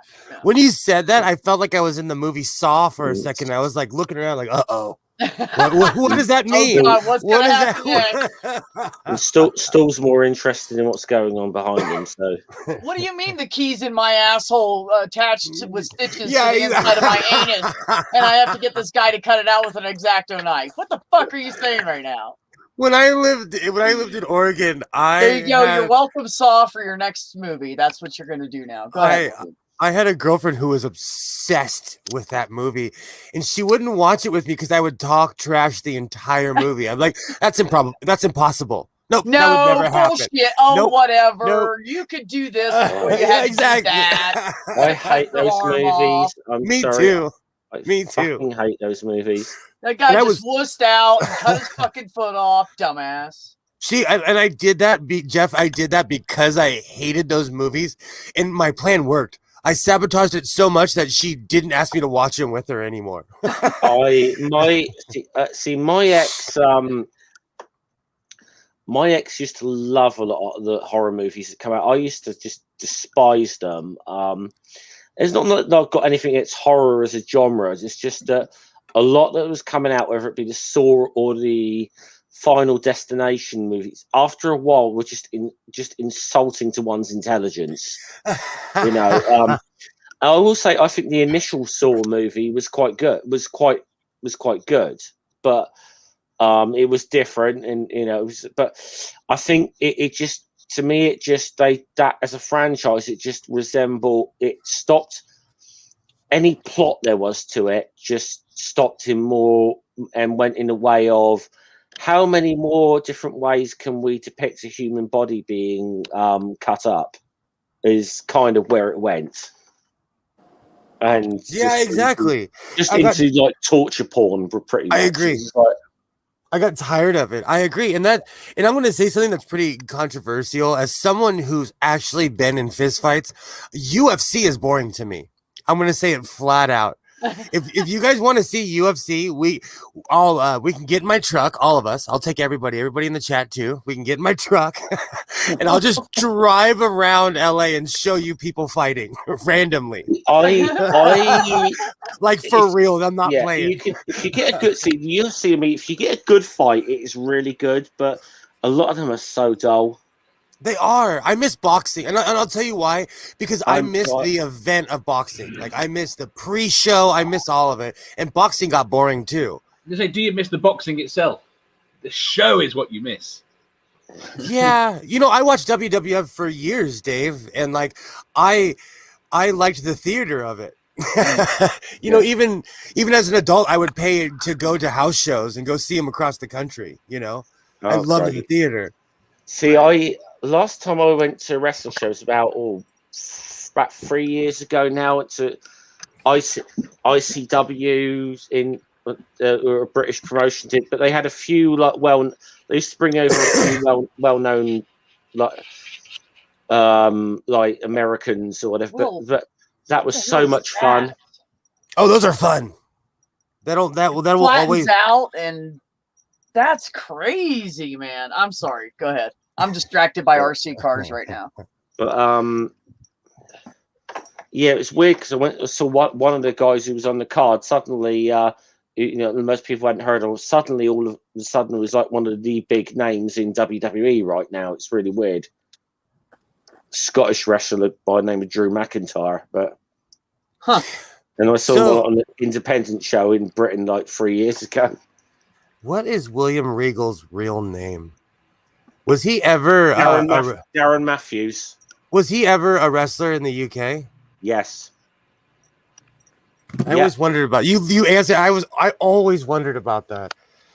Yep, there's his real name's Darren Matthews, but he was originally, I think, given the name Roy Regal to wrestle under. Then that went to Steve Regal, and then when he went to WWE, like eventually they gave him William Regal to give him like a bit of an upper class kind of.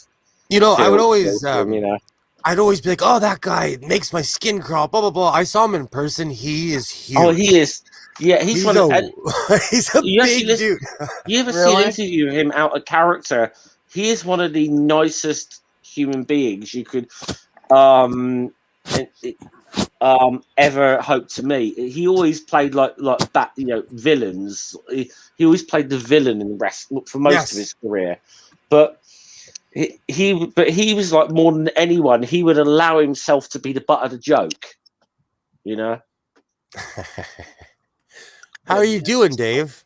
I was gonna ask, but there's I'll send you it. Will there's a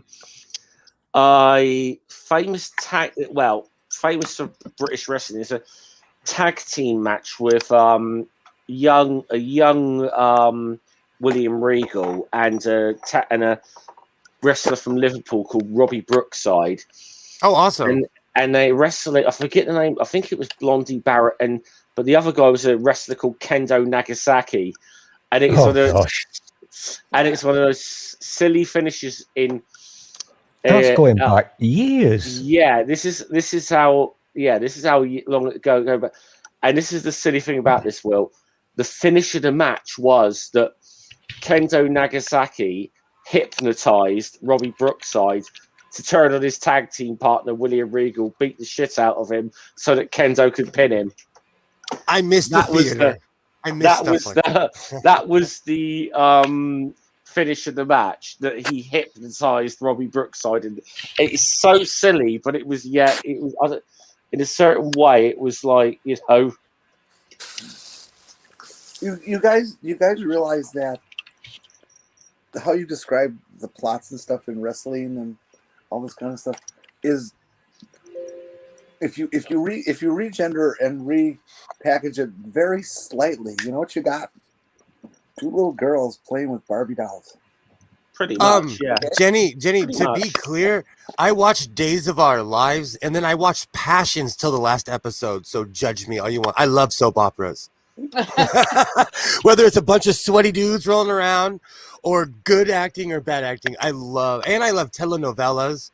There was one in Korean that was on in LA for 15 years. I had no idea what they were saying, but I watched it because it was always on TV. My old landlord, she's totally into those novellas. And she's like, "Oh, I gotta watch my novella." She's Hispanic, and it's really funny because she's like such the older, going into older age Hispanic lady. She's got like the big glasses. Oh, I love it. And she wears the big dangly earrings sometimes. And she's got the accent, speaks fluent Spanish. But she's like, "Oh, I gotta watch my novellas. Hold on, I'll talk to you in a little bit." She'll go in there and they're in Spanish, and I don't know what the fuck they're saying. They're crazy. They're crazy. They're funny. It's She's like, "I'm addicted to them." Imagine Days of Our Lives on steroids with innuendo and guns. Telenovelas are awesome. They're awesome. It's awesome. No, I don't know. I've never even been like a soap opera person. When I was pregnant, in the last few months of my pregnancy, because I couldn't get a fucking job because I was pregnant, because they did that back then. I sat around watching soap operas, and then as soon as I went back to work, people were like, "Oh, do you watch that soap opera still?" And I'm like, "What soap opera?" "Oh no, no." It was just it was the only thing on during the day. There was news and soap operas. That was it. I had an I was just going to say, ex-girlfriend. should we actually say hello to Dave since he's actually? I know I'm trying to. I'm trying. I tried. Keep talking. I tried, and then there was a pause, and Dave didn't say shit. I know you Hi, brought up Dave. soap operas. I didn't get a chance to unpause. Hi, Dave. How are you? Hello. Poor Dave. I'm pretty shit. Oh, How's Kaz doing? She's okay. Good. I'll take okay. I was gonna send you. I was literally looking down. I was about to send you a kissy face, and then you asked me a question. so kissy face emoji. There you go.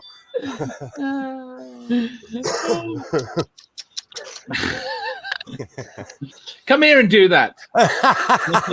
Oh, you wish, baby. If my lips were that long, You'd love it if I made you my bitch. Dave's like, well, as a matter of fact, that would be okay now. I said nothing. You say that, and then you're gonna hear my motorcycle up your street and call the cops. Oh, I found the one. That's the Like only vehicle. $37. That's the only vehicle I could bring to your island. Why? Could Could it ride on water? Well, I couldn't bring my truck. Could I just bring a car that goes on the wrong side of the road? No, it goes on the right side of the road. You should steer it on the What wrong the side. fuck? What, so motorcycles are immune to this law? No, I would just follow He all just- the other cars. No. He just drives down the middle of the road all the time. He ignores the sides. No, I would stick out. I would stick out being on the other side because I would be looking at all the drivers. They'd be like, "What the hell? Who is this guy?" It would be awkward. I miss motorcycles. There you I- go, Shanti.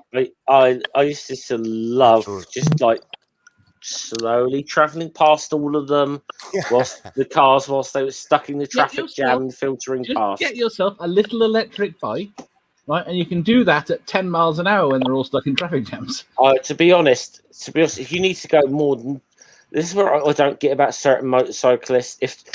If you can travel at more than 20 miles an hour, where you don't need to be bloody filtering in the first place. In LA, it's legal. I might have to like buy myself a little moped at some point soon. Actually, even though that's like You might get a moped. If you're going to go down that route, you are better just getting a fucking electric bike. I mean, if I can, I'd actually buy a proper bloody motorcycle again. No, I but- get that. Okay, so Dave, when you say electric bike, are you saying like what do you mean? Completely no gas whatsoever? They're basically fucking normal push bikes. The push With, bikes, little electric little electric power, motor. battery But power what's assist kind of bicycle? thing. So we have electric Harleys here, and that's a good way to get made fun of and get your underwear put on a I flagpole was going to say, I would imagine. by some bikers. That's a good way for some hardcore patched up dude to be like, they But then we'll really see make you those?" coming. Well, you know like the famous statistic about Harley Davidsons, don't you? That I don't know if you noticed, 95% of all Harley Davidson motorcycles are still never made, are still on the road. The other 5% made it home without breaking down. Okay, but so I finally have a rebuttal for you. That's how I know how to fix motorcycles. Yeah. And because I own two Ford trucks. One is I'll just say this. I know how to work on Fords too because Yeah, they're the worst. I'll say this. I don't know how to fix motorcycles, but then that's because I always bought Japanese and they don't fucking break down in the first place.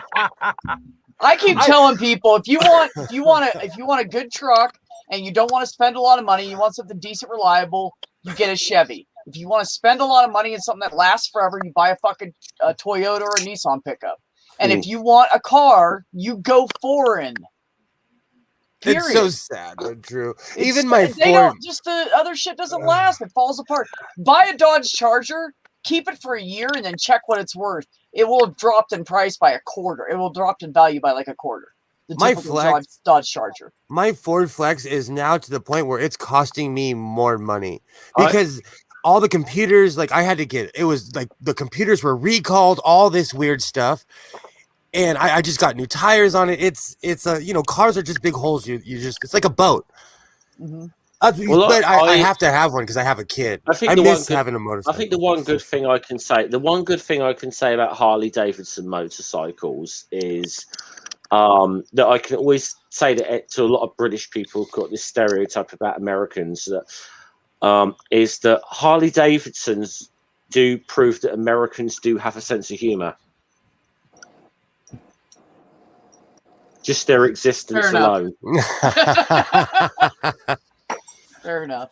Yeah, a few years back, I think it was in 2012 or something like that, or 2013, Harley put a piece that was originally metal, and they made it into PVC, and it was close to the motor, and it was melting. Mm-hmm. Yeah. And they did that for they made so many of those, and after a year, they had to redo the whole fucking thing because there were so many, literally 500 miles. The video 550 miles or something like that. I mean, I'm gonna say all the jokes and piss take aside. I mean, I've ridden a couple of Harley Davidson motorcycles.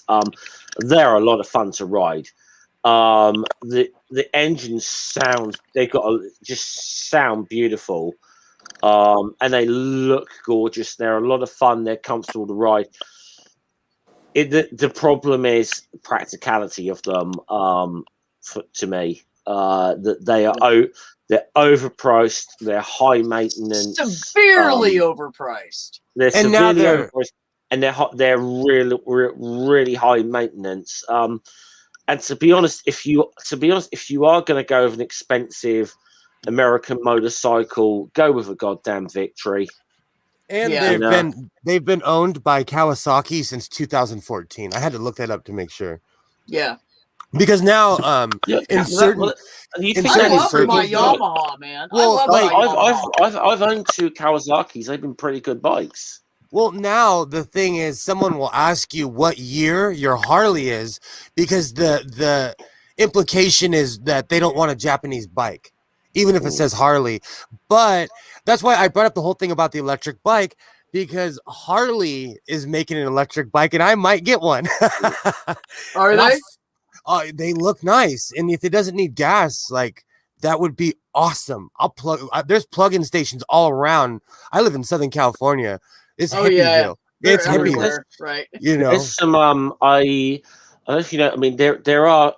There's been some electric bikes. There's been a thing on the Isle of Man TT.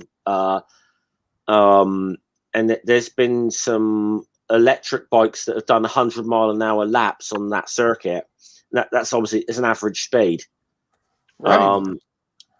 She's pretty darn incredible, because you go back 20 years ago, 100-mile-an-hour lap was fast for a petrol bike. So there's definitely things that are improving in that direction.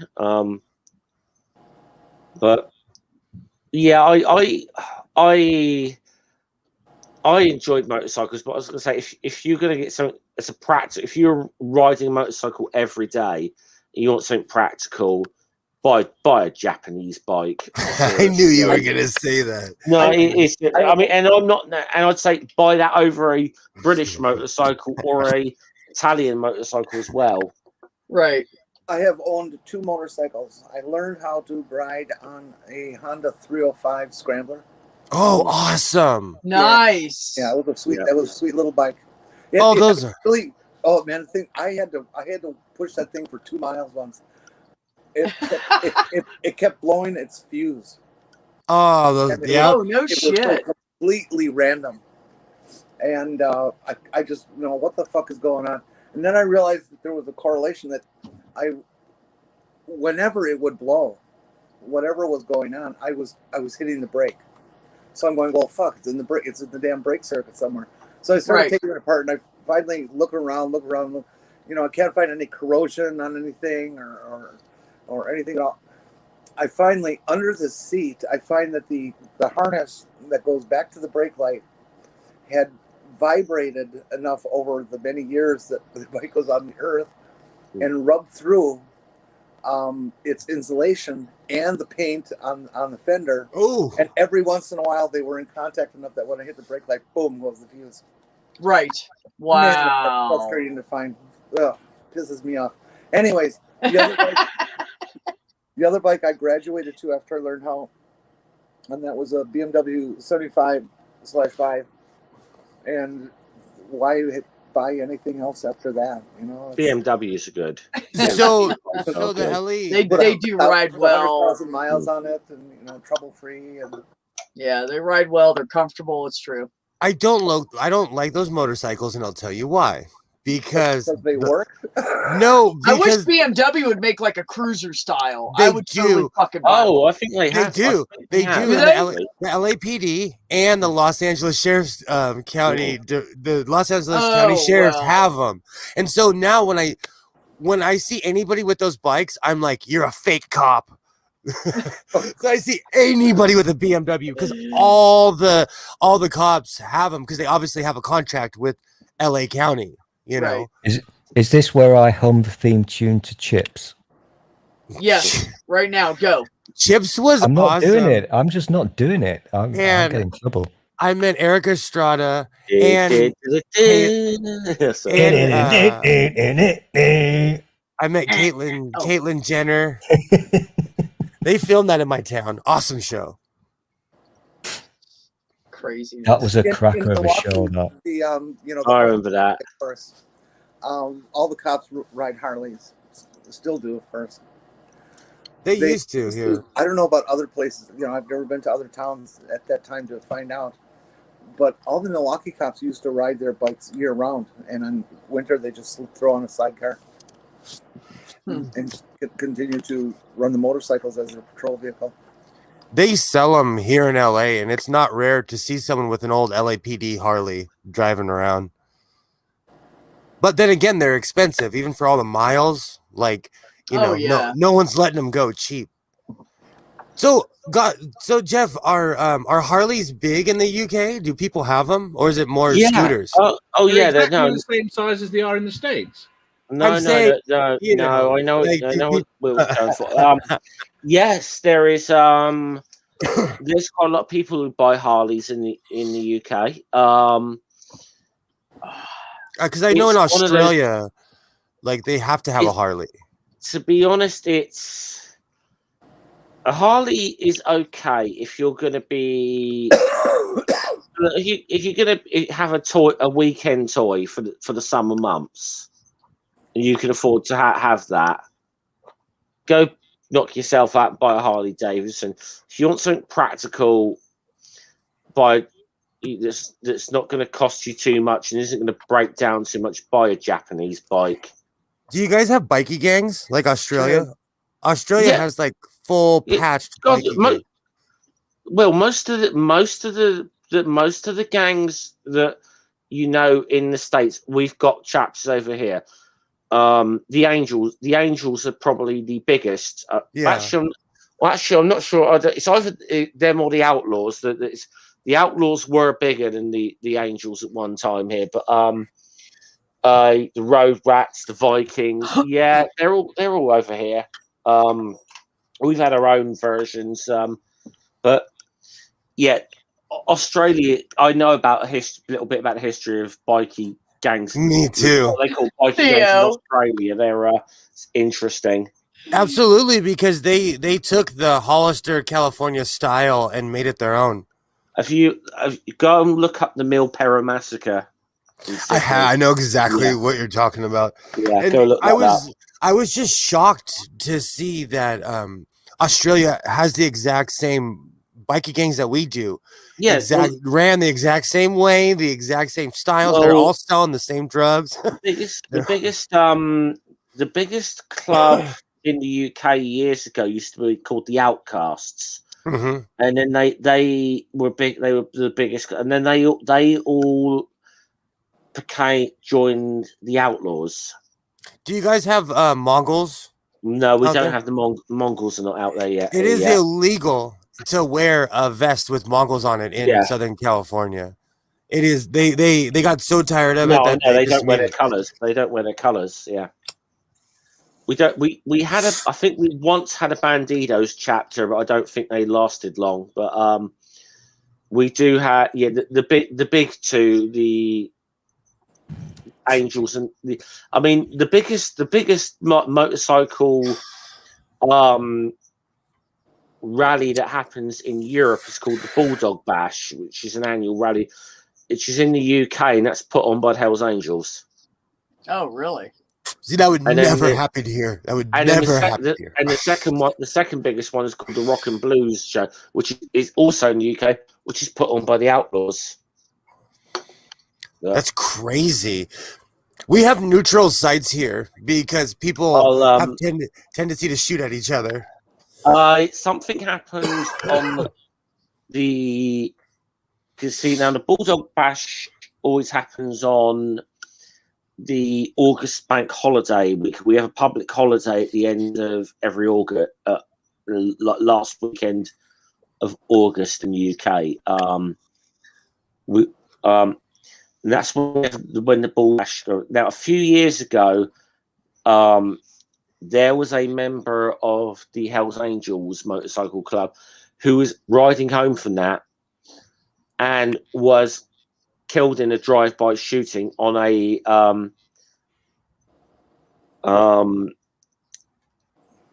on his way home in bank holiday traffic, which Dave Stall could tell you is busy. You got a lot of people who go away for the weekends, a lot of families that go. It's a car park. Yes, exactly. So you're describing so LA. You get a few people going by shooting on a British motorway. What are you talking about? So it was national. Was it national news? It was national news. This was, yeah, and it turned out that the people that did it, when they finally caught them, were members of the Outlaws. I mean, I don't like talking. I mean, I don't really like talking about bike club stuff or whatever publicly, but I can with this because this is all public record. This is all, and I mean, it almost really the sad fallout of this was, I remember I was part of a motorcycle lobbying group at the time, and I had these 1%ers coming to me, and others sort of saying, "Hey, look. Now the police are on about shutting all of our events down because of this." And my reaction to this was, well, you want to bring your fucking gang fights out into a bloody public motorway on a bank holiday weekend. What the hell do you think is going to happen? Same here. People get tired of the state. The authorities are going to react strongly. Yeah. Maybe push back a bit too far. Yes, but you bring your gang warfare bollocks into the public. What do you think is going to happen? Same happened here. The problem is they outlawed one bikie gang here, and then there was a power vacuum. So now we have 1 million little ones, and so the problems become worse. I will say, in the UK, I think bikie is pretty much an exclusively Australian term. We just say biker. I just like saying bikie. I just like that's pretty much an Aussie term. I love saying that. That's the Australian culture is they took the bikie thing 100%, literally. It reminds me when I see footage. Oh, sorry. I've read the book of a guy called Caesar Campbell, who was he was like the sergeant of arms of the Comancheros, and then later on the Bandidos in Australia. Crazy. I know who you're talking about. He was involved in that whole war between the Comancheros and the Bandidos that ended in the Milpera. I know exactly what you're talking about. So, Stool, how's your starship? Dave, how are you doing? And when are you gonna do the helicopter finally for me? Whoa! Wow, that escalated. I'm trying to get two conversations starting at once. I'm all about controversy. Don't multitask. Don't do that. Don't have a room wide enough to do a helicopter. Good grief! Wow, dude! I'll fly over. Walk-in closet. I'll fly over and show you how it's done. I'll come over with a squadron. Wrong, Dave. I'll fly over with a squadron for your birthday.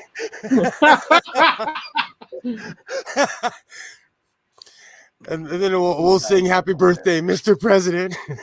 What was the question for school? It's completely gone from my head. Mr. President. I'm trying to because Jeff and I were talking about wrestling and then bikie gangs. That's an exclusive thing. I could go off about wrestling, but we could do flirty fun things instead. Yes, Vice. Those are exactly the side effects I keep hearing about throughout the country. Yep.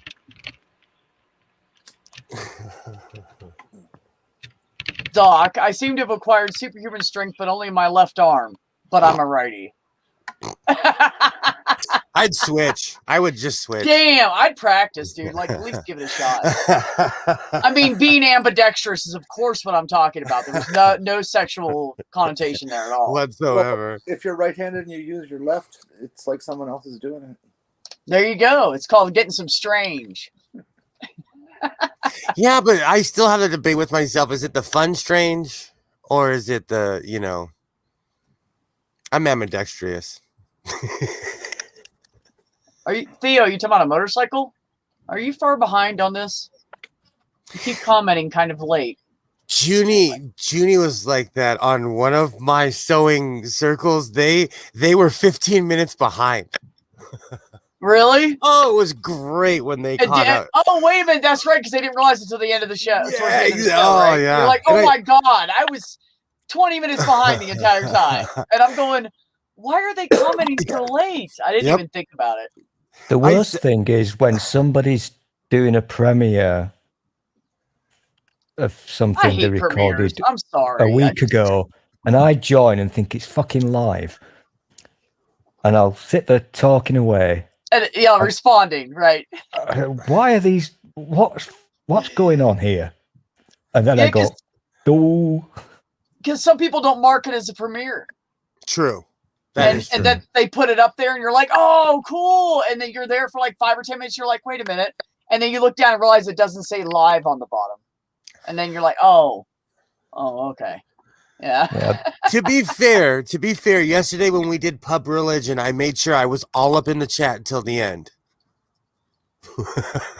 So I made it interactive.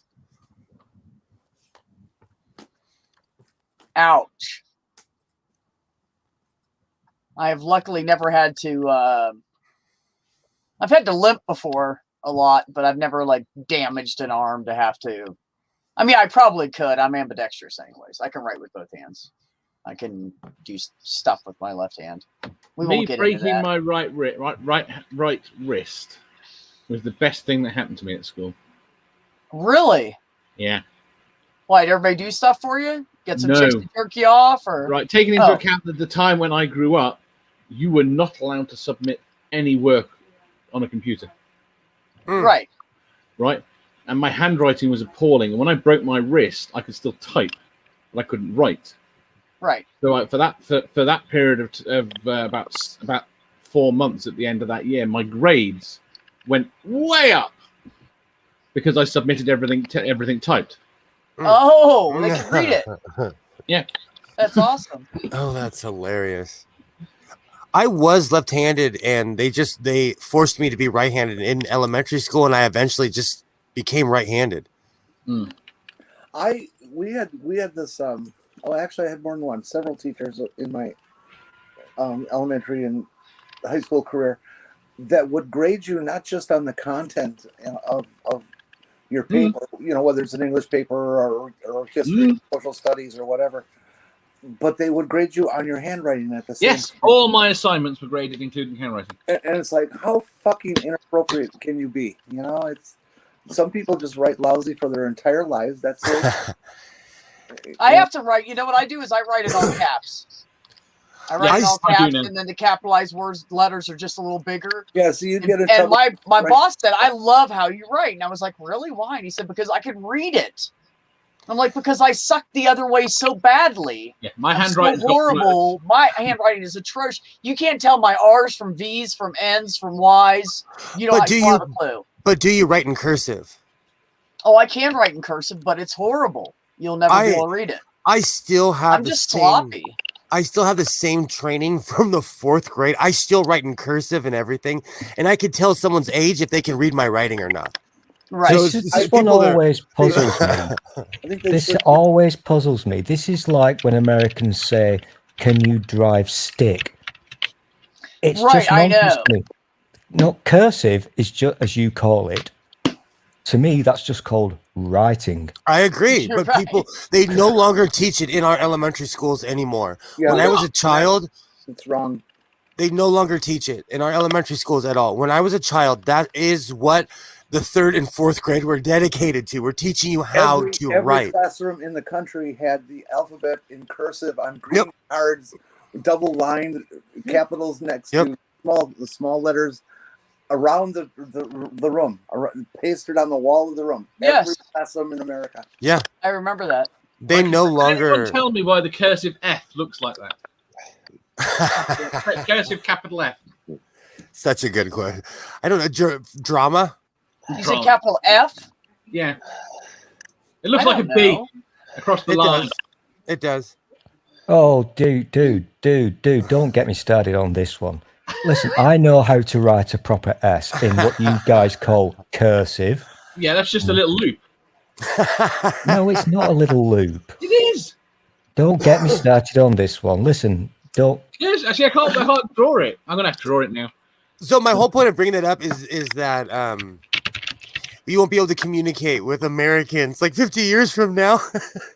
I think they should teach cursive to kids, but I think they should stop grading them for it, make them learn it and practice it for their entire school career, but stop grading them for it. And that's my thing, is that some kids just will never ever have the fine motor skills to be able to write according to that structure of how cursive is supposed to look. But why do they, Jenny? Why do they need to? What do you mean? Why do they need to? Well, why don't we teach them hieroglyphs? Awesome. Because we use cursive. We don't use cursive anymore. We type. I think they won't. The majority of the world, what English-speaking world that uses our alphabet, still does in cursive. I write in cursive, but my generation is going to age out. This is my point. My point. I mean, the point is cursive Shut up, Will. as writing is gone. Right now, it might not be actually gone for another 40 years, right? But we are not going to communicate in that method. We are not going to write anything of length by hand unless you are an enthusiast and you will still learn. Well, then those people just shouldn't be allowed in society. That's. Let's see. Let me look at my notes. I still write. I still write in absolute cursive. I don't do it anymore because I can't read my own writing sometimes. Yeah, that's the problem I have. Wrote it in a while, and I go back. I'm like, the fuck does that say? My handwriting is atrocious as well. My handwriting is a combination of cursive, block letters, and when I write small case block letters, sometimes there'll be capitals just smaller than the rest. Well, since Stool calls me a Riemann, I just use pictures. Just pictures. I'm like a true Riemann. I think we should teach people to type on a typewriter. I learned how to type on a typewriter. Hey, I saw typewriters in school before I saw computers because I lived in like country, and the first time I saw the typewriters I was in 9th grade, and I think they had them for like 2 years. So I mean, manual typewriters, not electric typewriters. When you want to press that key, you've got to make it properly. Yeah, my mom had one of those. I grew up typing on it. Oh, don't make me when I pull saw the mine electronic ones, I was like, "Wow, you can go back and forth and look at what you wrote." I wonder where my typewriter is. I mean, Dave, I think, is maybe a couple of years older than me. You've probably is of the era then. Look, when you went to school, there we had a computer in the school if we were lucky. Primary school we had a computer in the classroom. Yeah. Okay, but was it an Apple II? Computer. No, it was BBC Micro. BBC Micro. Yes, right. That's I never saw a computer in high school. High school, we had loads of computers. Which ones did you have? We had the Acorn Archimedes. In secondary school, we had A computer room full of it was all BBCs. We had 3 PCs in the entire school. The rest was BBCs everywhere. So we had about 60 BBCs in secondary school. What years are you talking about, Dave?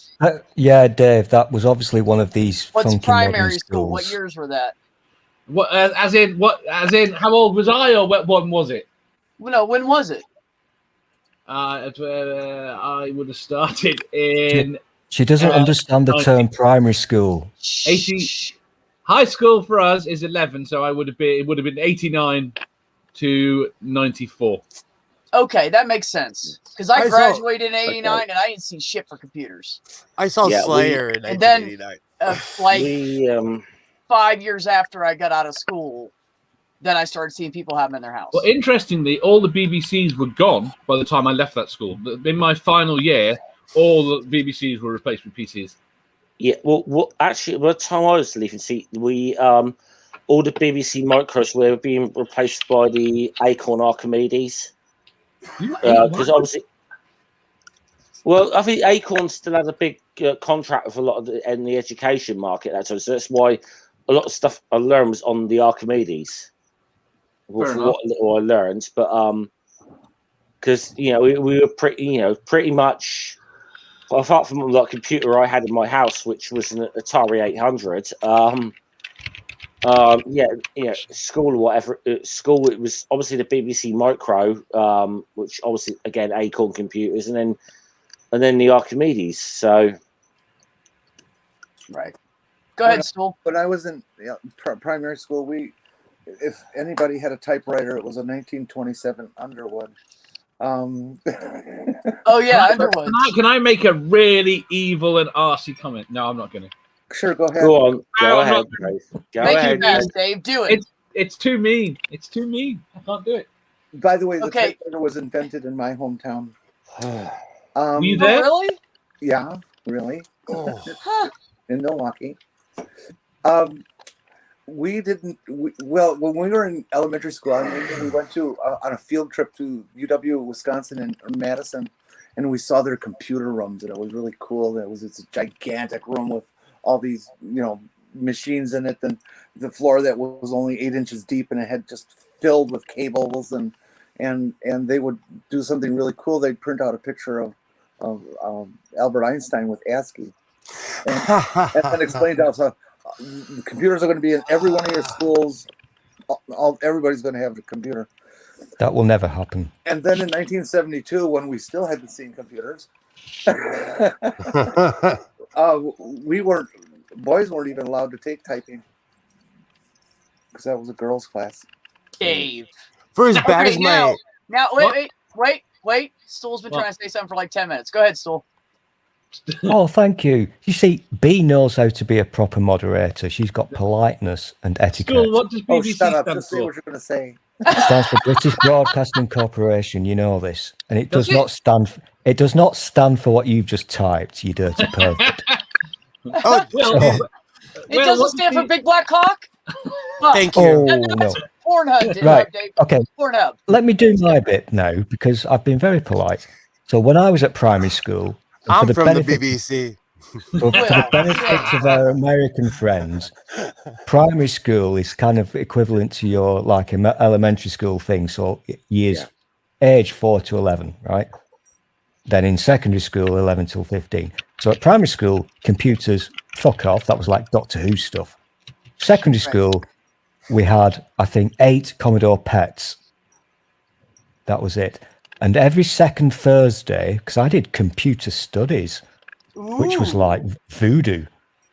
And every second Thursday, they would send a coach, like a bus, and we all got on it in computer studies class, and they would take us to the local college where they had big fancy computers. And you would sit in a room at your terminal, which had paper, not a screen, a roll of fucking paper. You'd type your little command, sit for a few minutes whilst the big computer downstairs ran through everybody else's fucking commands, and eventually you'd get a result.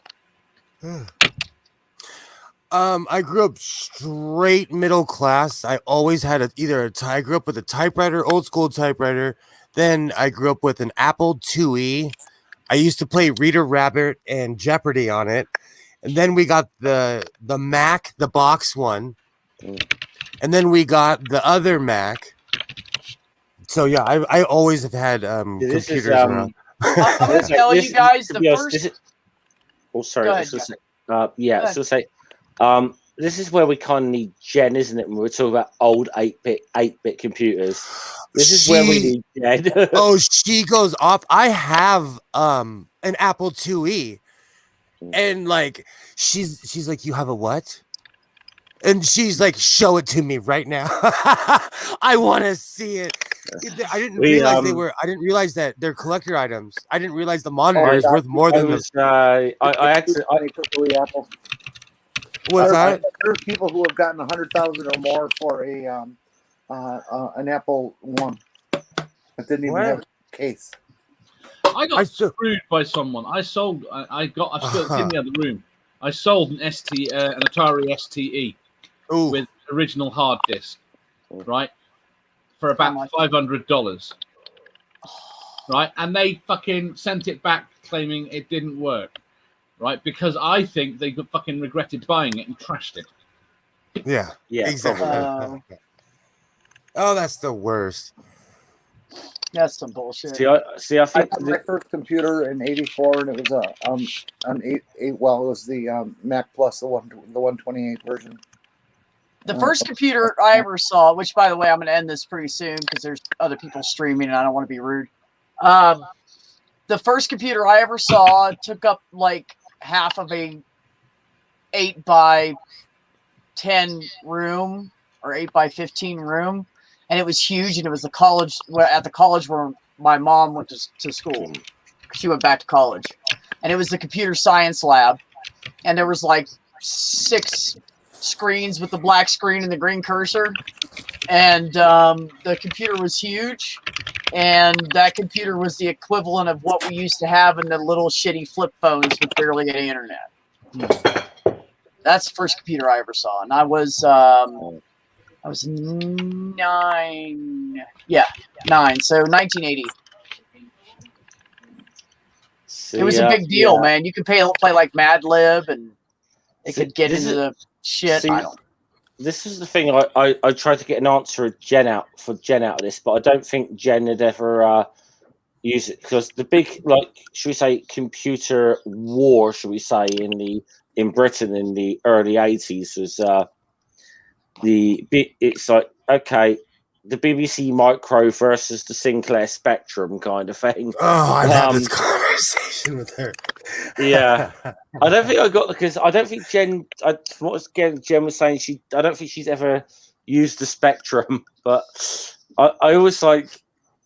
It's almost to the point if I have any money to one side, I'm actually going to buy a Spectrum and send it to her just to get a reaction, you know, if I ever have that kind of cash to spare. You can actually buy them, and there are people out there who will actually, what do you call it? I can't think of the word. Make the parts work again. What's the word for that? Refurbish? No, refurbish. Refurbish or repair, whatever.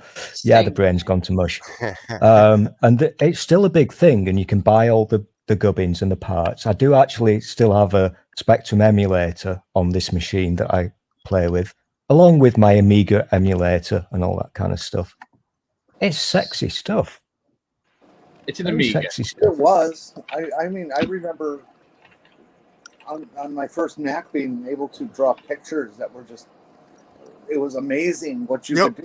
They were absolutely awful compared to what we can do, but they were amazing for the time. It was. If anybody here ever owned an Amiga, and there were various kind of flavors of them, if you could see the emulator that you can get, I have it on my Mac and my Windows partitions, and it's absolutely utterly awesome.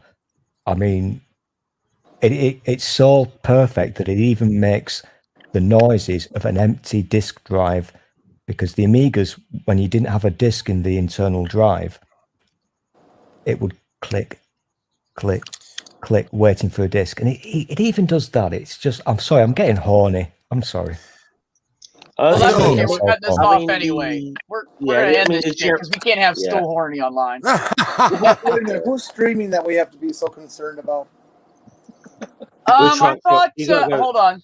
I'll go check. I'll be back. Go ahead and talk. So yeah, I mean, obviously, you said the Amiga's. I mean, the 500 is the one most people had. So the Amiga, you know. So, who remembers the internet where you had to pay for it? Me. You mean When like no. I remember like pay for the it now. old. What are you on about? No, I mean like you pay for minutes. You get the dial-up. $700 a month. Yeah. No. Not just so that, there was, but you also had to pay per minute.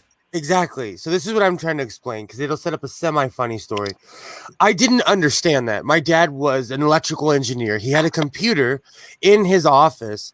I was like, hey, it's the internet. I've heard about this thing called the internet. I walk in his, I put in his code and I put tits into the computer like any classy young teenager would. About a month later, we're eating dinner and my mom walks in with a phone bill and she throws it at my dad and she's like, who the F was looking at porn in South Africa? And still to this day, like my dad's dead, but he was a legend because he didn't say it was me and he knew it was me because he was way classier. On top of the phone bills, because obviously you were paying for the cost of the phone call. Yes, but if you on top of that, if you're old enough to actually be able to access the WWW in those days, it was like a value-added service. And you would pay per minute for that as well. So when you fired up Internet Explorer version 1.0, you were paying per minute to access the web on top of your phone bill. I had a computer game that was called Falcon, and it was a flight simulator shoot 'em up, and it was the first on the market where you could actually dial up another player and have a dogfight, with another player. Oh, that's awesome. Well, the phone connections were much less than reliable back then, and to be able to run consistently at the 2400 baud minimum requirement. I have a question. It would still cost you $10 to $15 an hour. Does anyone here know or remember what FidoNet was? Yeah, kind of. I've heard of it, but I'm not familiar. It wasn't chat. Was it chat rooms? I'm going to show my age. I used to go in. It was more like disconnected. It was a bit like you could use it as chat rooms, yes, but it was disconnected. The disconnect is not the word. Peer-to-peer, I suppose, is the best way. So it crossed bulletin boards and synced across bulletin boards without a central repository. I don't know, because it was more line friendly than Usenet. We had like party lines that we used to call to see where parties were, and then they went online. I don't know. I was in all kinds of weird stuff. It sounds oddly familiar. It sounds really oddly familiar. I know I used to get in back in the day. I used to get into a few of the AOL chat rooms. Back in the day, almost feel that stuff is probably was the dawn of social media in a certain way. A little bit. For me, it was just to an extent. No, I absolutely agree with you. I remember being on all those old chats. I mean, I was in a lesbian chat room in. Hold on. 2006. No, we just talked. Wait a minute. When did you come out? Wait. When did you come out? 2001. No, fair enough. So, even in the early days, the internet let me know where every seedy dogging spot in LA was, and that's an under exaggeration. Right. What do people do now that Craigslist's gone? Craigslist isn't gone. Craigslist is gone for a no. They have to hide it. Yeah, if you show they're not playing on Craigslist. Oh, you mean I've got to interrupt. Sorry, I need to go because my shop closes soon, so I've got to go and do stuff. But B, if you can still hear me, oh, there's B. B, thank you for letting me play. I do love your little open mic things or whatever you call them. They're so relaxed and polite. I love them. They're really cool. Well, and I like thanks, your hat. buddy. I like your hat and I like your little tiny home. I really do. Oh, thanks, honey. And so I've got to go. Love, Stool. Love you all. You're all brilliant, except for Will, because he's a racist. So well, he's a racist, but it's okay. I'm a racist too. I hate white people. I hate white people too. They're so... Piss me the fuck off. I'm cutting that out and making it a techno song. It's okay. Stool's a Tory, so you know. Do not keep saying that. I will kill you. The worst thing is, I can't think of much worse you could say about him. That's offensive. Right, fuck you all. No, Dave, you weren't here earlier when I suggested that you weren't here earlier then when I suggested that if they ever restart the show Last of the Summer Wine, he should play Compo. Yeah. I'm gonna have to jump in a second as well, guys. So because I really need to sort myself some dinner out. So we'll do it. That's what I just got up and did. I just started my lunch because I haven't eaten yet today, and it's like 1 something. And I'm like, you know what? I could use some bacon and eggs.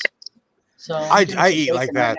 But, I just do whatever. I just eat whatever the fuck I want to. That's what I do. Everybody has said shit.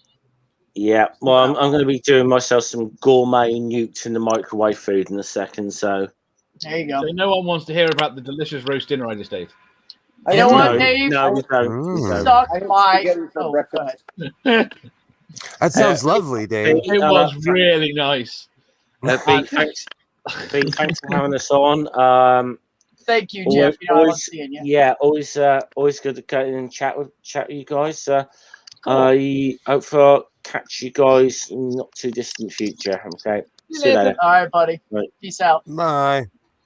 Bye. Dave went and shampooed his carpets and came back, and we're still going. I was going to do an hour because the TMI show was on, and then we kept talking. I was like, fuck it. I'm going to miss the whole show. You know, I was just trying to be supportive of another channel. And then Randy's like, oh, I'm going to go on. And he started like 15 minutes ago. And I'm like, oh, we should do that. But, you know, everybody's enjoying the time. I don't give a shit. Whatever. I love Simply Secular Dave. He's awesome. Oh, Dave's great. Oh, you're shampooing carpets when you could be in here talking to us? What the fuck is wrong with you right now? I actually have to start doing that stuff because spring's here. It only takes me like a minute to wash my carpet. Really? I mean, I can vacuum my entire house. Jenny, they're talking about their carpets on the floor. Oh, I'm sorry. Dave is now ambidextrous. That has changed. Good to hear it, Dave. I actually own my own carpet shampooer. I do not. You know what I have? Because I have a tiny house. I have one of those Shark pet vacuums. Oh, yeah. Like a wide rotating thing on the end. Man, I'm telling you, I just use it on everything. Countertop, you know, just suck up all the. I can use it on the walls if I wanted, but I do my whole house like that. And it's like. Just do that movement again and that noise again. I have the car shark because I'm anti bad smells. Ever since I quit smoking cigarettes, I could smell everything. Yeah. So I'm constantly cleaning my truck. We're not talking about that again. I'm so scared. I'm scared, man. I'm gonna start doing something. I don't know. It's been 3 years, and I still am sensitive towards bad smells. You know what does help is sometimes if I'm at work, I get that Camel Snus in the can. Mm-hmm. And it says, and it's really mild tobacco, and it has like a nice minty or spearminty, whatever, which one you get flavor to it. So I usually get the frost or the mint, and that stuff, man, I can just leave that in the back of my mouth. I get a little bit of nicotine, so I don't want to kill anybody, and I smell it a lot, so it covers up some of the weird smells that I don't want to smell. Yeah, I know. Just get Vicks Vapor rubbed. No, don't ever do that. That's old school. I picked up a dead body and used that shit, and it opens up your nasal cavity, and that smell gets in there. And then when the Vicks Vapor Rub is gone, you still smell that shit. It's like in your pores. Do not use. I highly do not recommend that. To be fair, you can't cover up the stench of funk, of like real life funk. You can't. There's nothing that can cover it up. And death is a really distinct smell. It's true. You know, but that's what the Vicks Vapor Rub did. We put on our bottom lip and then put masks on, and it just opened up my nasal cavity, and the smell went right past. I smelled it anyway, but then later, after that shit was off my face, like 24 hours later, I could still smell it. So it just, and then the guys I was with, they were like, "Oh, that might have been a bad idea." I was like, "Dude, I still smell her," and they were like, "Me too." And I'm like, "I'm never using Vicks Vapor Rub again. I will clamp my nose and just breathe through my mouth through a like double mask or something. Fuck that." I double mask because I'm a hypochondriac. Oh, I don't. I'm not playing. Honestly, I'm just not worried. I mean, I know this sounds horrible, maybe fucked up, or maybe cocky, but we have such good genes in our family, and everybody is so healthy in my family that, like, we don't even get the flu much. We'll get the flu like every 6 years if we don't vaccinate. I live in trash city. I've never gotten a flu vaccination. I just don't do it. I haven't been vaccinated since I was in the Army, and I went in 1989. So, yeah, I just don't get. We just don't get sick. So I'm just not worried about it. When my vaccine time comes around, I'll probably get the first one, and then I'll probably leave it alone after that, just to have it while everybody's going through this roller coaster shit. And when everything calms down, I'll be done. I won't take it again. LA is in this really weird transition right now, and it has become trash city. So I'm scared of catching the plague. I'm scared of getting scurvy. What kind of mask do you use, Will? I have a filtered mask, and then I have a filter that goes inside of that, and then I wear a denim mask on top of that because I'm bougie. Yeah, I used to. How many tests have you had? Huh? How many tests have you had? Who? You. Tests for what? COVID. None. Did they not test you shed loads when you were testing people? Oh, you mean, when I was working at CVS? Oh, yeah, we got tested every other day. I mean, I've never gone out to get one. No. I meant how often did you get tested? Oh, no, I was around a shit ton of people all the time, and I got tested 4 times a week. And mine never even came up inconclusive or maybe nothing. Like, it was just negative. Like that fast. When you get a fast negative, you know there's no doubt. Because what the machines do is they look for certain proteins.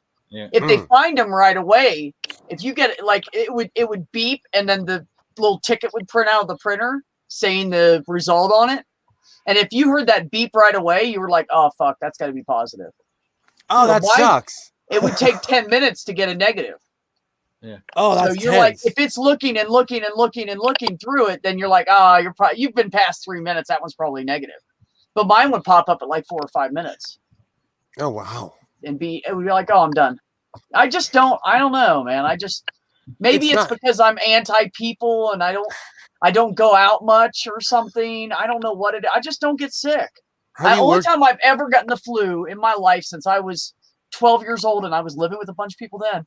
Ever since then, anytime I've gotten the flu, I was living with someone that was sick first and brought it home to me. I never went out and got it myself, ever. Do you know somebody I was fucking? Do you know anyone that's had Clearly not COVID? sleeping around enough. No, I know. I should definitely do that more. Do you know anyone? Do you know anyone that's had COVID?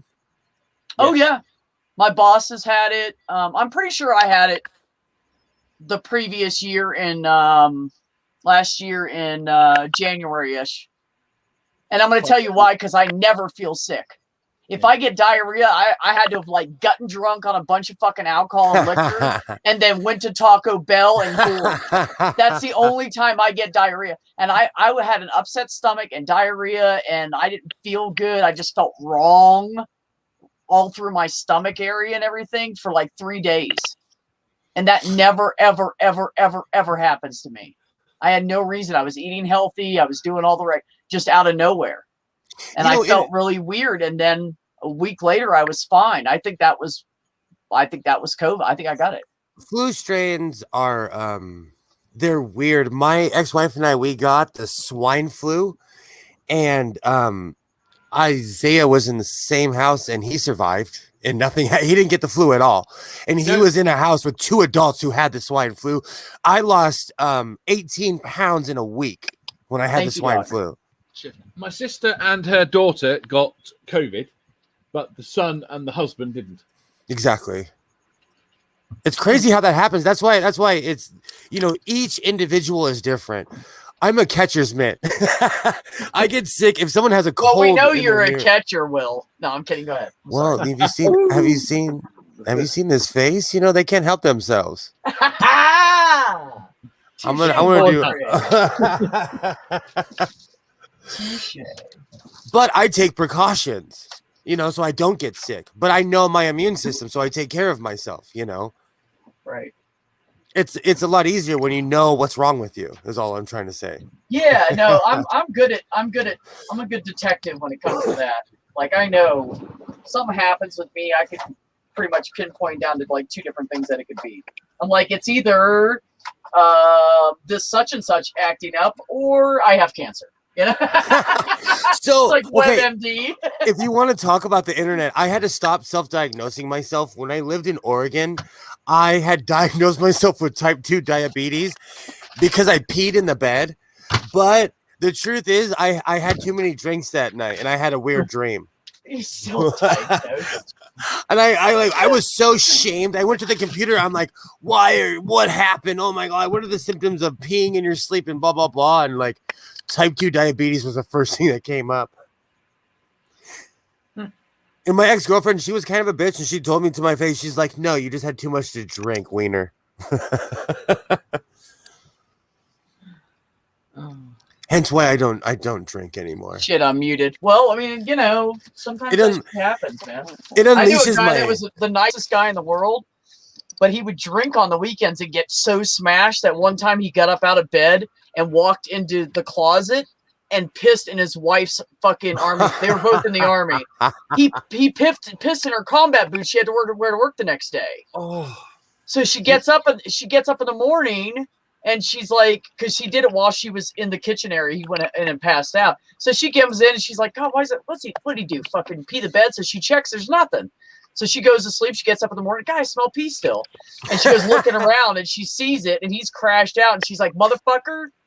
She told him, and this was like back in 91, 92. She was like, motherfucker, you better change your shit now. He quit drinking and he has not had a drop since. And they've been together. They've been married for years. But yeah, he pissed right in her fucking combat boots, and then she had to put on an old shitty pair and shine them up and everything to go to work the next day. I thought in my really bad drinking days, I thought I was a stripper. I love dancing. I love going out and dancing, but like at parties, I would start taking my clothes off. It was all to show off my body, really, Oh my God, Will. Go on. But you were saying, but I quit drinking because whiskey makes you think you're talented. When you're not. Whiskey lies. No, you're not. No, Like I said the other day, I had 3 computers going, and I forgot Jen had my StreamYard's key, and I turn around and she's like, you are shit at dancing. I was getting down. I was smoking a J and I was dancing to James Brown. I was cleaning and she was like, you are terrible at dancing. Do not dance in public ever. I love dancing. I don't care. Like I get down. I do the overbite and everything. Shameless, always. I love music. That's why I always say that quote, like dance like no one's watching. Oh yeah, I was just about to say that. You have to. I live like that. Live your life, man. Like I'm gonna hurt people's feelings because nobody wants to watch you dance. Not now. I'm full COVID body. But I don't want to go to the gym either because like California is slowly opening up and it's more political, but the etiquette of the little etiquette that we had has disappeared. So there's more fights. There's more I wasn't kidding earlier about driving around and seeing fights. And I live in the burbs. And people, if someone's not wearing a mask and someone's like, hey, you're not wearing a mask, someone will physically try to fight them now because people are so pent up. Wow. Yeah. So Yeah, it's well, it's tense times. There's gonna be, I think there's gonna be a not a crime wave, but there's gonna be a bunch of crimes of passion when we all finally do get let go. And we're allowed to be around each other again. People, bitches be killing each other. You know what? As the bi guy who I know my emotions, I check my emotions all the time. There are certain people where I'm like, You know, also this might get people to realize how much other people influence their lives because they don't have them around all the time. You know what I mean? Like true. maybe have them look at life at a different angle and maybe appreciate it a little more. Maybe not. I wanted to live in a small van before I met you. A small van before you met me. Yeah. Now you don't like me anymore? My point was that you haven't influenced my decision. Oh, so you've seen my life and you don't want it. Yeah, fair enough. No. I already wanted it, was my point. Oh, so it didn't change it. No. I thought you were saying it changed. You know, every time I think about, like, that makes me miss my original motorcycle, because before I had a child, that was the ultimate, like, F you, I'm out of here. I'd get on my motorcycle and be gone. Right. I'd be like, bye. Like, bye. You could go stuff yourself. Bye. You know. Right. But it was my out. It was my suit. Like, if you pissed me off enough, I could disappear and you would never see me again. You know.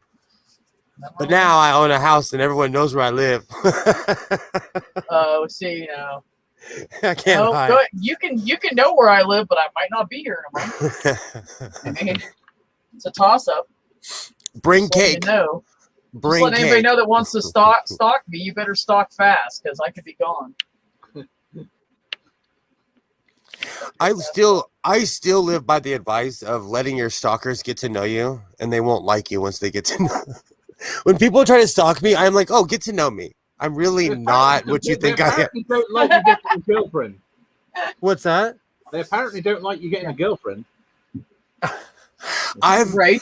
So there's this weird thing. Besides all the obvious political stuff, besides all the obvious drama and everything, there's this weird thing that's happened in the past like 3 or 4 months, and it's about a month or two after Jen and I got together. Everybody who ever had a feeling or wanted to send me a D pic started sending me weird stuff. It's the weirdest thing. And because I'm the bi guy, I'm like, that guy's wiener's small. That wiener is BS. That wiener looks scary huge. This wiener, because I was always talking about dicks all the time. And I've honestly scaled back. And yes, I used to go to bathhouses and all kinds of stuff. I'll probably never go again because of COVID. Right. You will never see, even in the professional, like really classy ones in San Francisco, I will never go again. Because it's all, because it's a bathhouse. It's like there's saunas everywhere. It smells like chlorine, So I'm retired from that for real, forever. And you can't dog with a mask and glove on. So I'm retired from that too. Look, Will kills me. I used to go to bathhouses and we'd all get freaky and fucked, but I'm not scared of AIDS, but by God, COVID, I'm not going to them anymore. Yep. Dude, how much shit you can get. COVID is like the least of your worries. They reckon that COVID has given us an AIDS vaccine. I heard that. Do you realize how revolutionary that would be to the Los Angeles area? Because people move here because we have some of the best, we have one of the best systems to help people that found out they have HIV or AIDS. Like there's a real help network here with housing and all kinds of fun stuff. So that would be revolutionary here. No, wow. That would be, well, there was a doctor years ago in Mexico. When did I hear about this? It was like 2005 or something like that, or 2006. Somebody told me about it. So he came up with a way to cure early onset AIDS. And they won't let it in the U.S. What the fuck is that? Oh, well, there was one treatment for AIDS that worked really well. And you're like, I mean, I'm talking about like 16 years ago. Hey. It would have been. I don't remember when I heard about it. It would have been a good long while ago. and that's because it was formaldehyde. Oh, really? That was out of Mexico, though? Well, that's probably where they tested it, because you can't get the damn stuff to test it in this fucking any of our countries. You're right. You're Yeah. right. Because down No. there, they're like, fuck humanity. We want money. So in Mexico, like I was not playing the other day when I said I got lost in Tijuana. They have giant tire factories because they can't do it here in California. They can't do it in Arizona. They can't do it, in New Mexico or Texas. So right on the other side of Tijuana, Mexico, on the other side, they have every tire you could possibly think of is made in Mexico. All the DVDs that are now produced are made in Mexico. Because all that stuff is toxic, and we now know it. But Mexico's like, hey, come right over. We need the industry. It's the strangest thing. It's true. It's the strangest thing. Because Mexico, it's not third world. It's just different. So people always say, oh, it's a third world. In certain parts it is. I mean, But like I said yesterday, I have an aunt who lives like all of us. She lives in a neighborhood. She goes to the market every day. She watches the news. She watches TV, you know. And she lives in Mexico. Well, it's just like here. Like here, you'll see homeless people living under tents and tarps and shit in certain areas of each city. And there you see people that have like little hut homes. And sometimes they don't have doors on them. And sometimes there's chicken running through them. Oh, and then you go 2 miles down the road and you see nice houses. It's just like everywhere else, really. On the road from the border to Mazatlan. I'll say that again, Mazatlan. From the border all the way to Mazatlan, it's shanty towns. People are living in old VW buses. They're living in old buses. Anything that's metal, they've turned into houses. It's the weirdest thing, and it's right on the border. And San Diego, some of the richest people on earth live in San Diego, California. Right. So it's Hunger Games. It's the weirdest I wanted to thing. say something about this. Doc said, well, where's my dance gene, damn it? So I had a buddy named Fred, and Fred is not Fred, I'm sorry. Wrong black dude truck driver I know. Paul. Paul is a 6'3" black dude. Really cool. He's got, he's like 62-ish, 60-ish years old. He's got a little gut on him, Really nice, sweet guy. We used to bullshit all the time. He'd have to wait sometimes for like 30 minutes or an hour for his load to be ready. He was pulling out of the warehouse I worked at. And so I'd stand over there and bullshit with him while I was waiting. And I said to him, so we became really good friends. And I said to him one time, I said, so this is what I don't get. Like, okay, so pretty much we're all from like the African continent somewhere. And he's like, yeah, pretty much, And I'm like, so everybody, no matter what color you are, you got a little black in you. And he's like, yeah, absolutely. And I said, motherfucker, why can't I dance? That's bullshit. He died. So you killed him. A while ago. Died laughing. A while ago, I was on a cruise. This is a long time ago with my ex-wife and her entire family. And because I'm a responsible adult, her little brother was hanging out with me, and I had him at the bar. Because that's what you do when you're... Right. And he was the only white person at the bar, and he's like 11 or 12 years old. It's a cruise. So he's eating chili fries. I'm getting hammered, and we're just kind of laughing. We're all, I'm making friends. We're all just kind of talking. He looks at me and he says, we're all black. Everybody stopped and looked at him. They looked at me. Everyone started laughing. I'd never made so many friends in my life. It's just the funny things kids say, but he was going off that, that everybody's from Africa thing. Yeah. But he was trying to relate to the crowd, and kids say crazy shit all the time. But everybody on the cruise was from LA, so they laughed. Will, the responsible adult, why are we not believing? Trust me. There's people in the professional world that are like, no, you're really in charge. Like, no, you're really the boss. Like, sorry. Society has degraded so much that I'm in charge of a few things. Right. This is where we are now, folks. We're just gonna have to take it. This is where we are. I'm making a homemade bacon cheeseburger right now. Young Mr. Sewing is passed out because he's on spring break right now, and I can tell he went to bed at 6 or 7 o'clock this morning because he's still asleep. Damn. Like I said, he's been robbed of the 6th grade because of the whole coronavirus, and at his school they can't stop lying. Like people keep on catching it, and they're like, "Oh, it's okay," and I'm like, "No, it's not okay. You guys obviously do not have a handle on the situation." Obviously. Regardless of anything I have to say. Sorry, Jenny. I'm just starting a new medication so if I suddenly go silent and you hear me drop over, call 911. No, I will. I'm not playing. Okay. I will. Thanks. Put your address in the private chat. Okay. And then I really will. But if you play around, know that I'm going to call 911 on you. Kitty and I exchanged phone numbers, and I sent her a message. I say, you have now taken medical responsibility for me. If I pass out on stream, you need to call the cops. I should give you my phone number, Will. I don't know why. You can call 911. I mean, that's just Bill. I live close enough to the hospital where they could actually save my life. The town ambulance is a half block away. Yeah, never. So everybody, you didn't say what time you wanted to go live, and everybody just kept talking. Or do you want to go live? Because I'll jump off of here and I'll come over and talk to you. We can. Man, I'm going live. I'm going live tonight at 7 o'clock West Coast time. Yeah, so we have hours for that. Yeah, I think you picked that time just to avoid me. I miss you. Oh, okay. Dave, you know what, Dave? Let's have this conversation right now. I miss you. I need some Dave in my life. I miss you. So don't. It's not me, okay? It's not me. I utterly. B does the same. She starts all their fucking panels in the middle of the night. Yeah.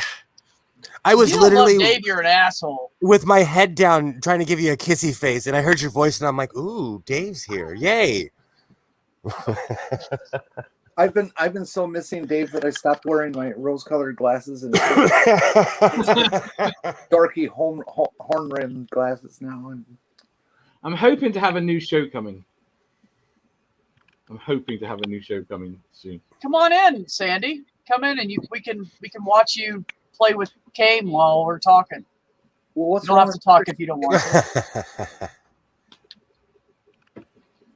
Man, have you seen where she's at with that thing? Yeah. That is fucking incredible. Yeah. Who the patient? I mean, I would have You watched the videos yesterday. The first piece I chipped, I would have been like, "That's it. Fuck this shit." I would have been done. I don't know how she does it. Oh damn it! What am I missing? I'm telling you. Last porn. Oh, hold on. I'll give it to you, Sandy. Ooh. I forgot. Is it okay?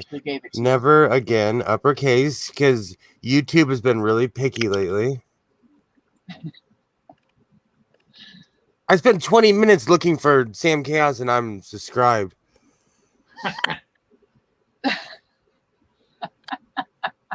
Horrible. People need more unique names. Apart from B, who needs to stick with one name that I can find. Oh, I'm done. I'm set on this one. I'm never changing it. No, seriously, I've never said that before. I've always said I like this one.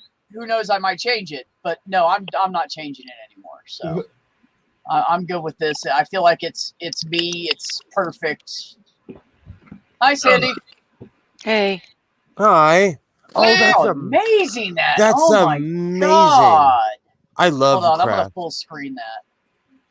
I'm gonna full screen you.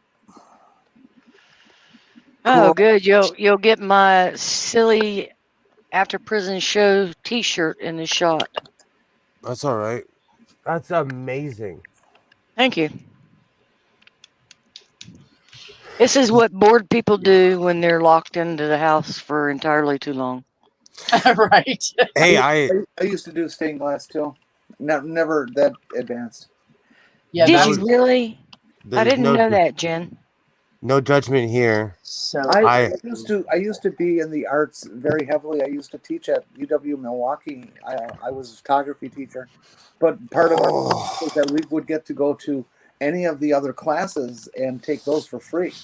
And so I've gotten good at jewelry, lapidary work, fabrication, casting, stained glass, blowing glass, and don't go anywhere near wood because wood and I don't get along.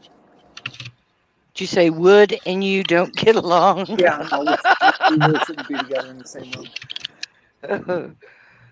I love wood. Wood Sandy? is amazing.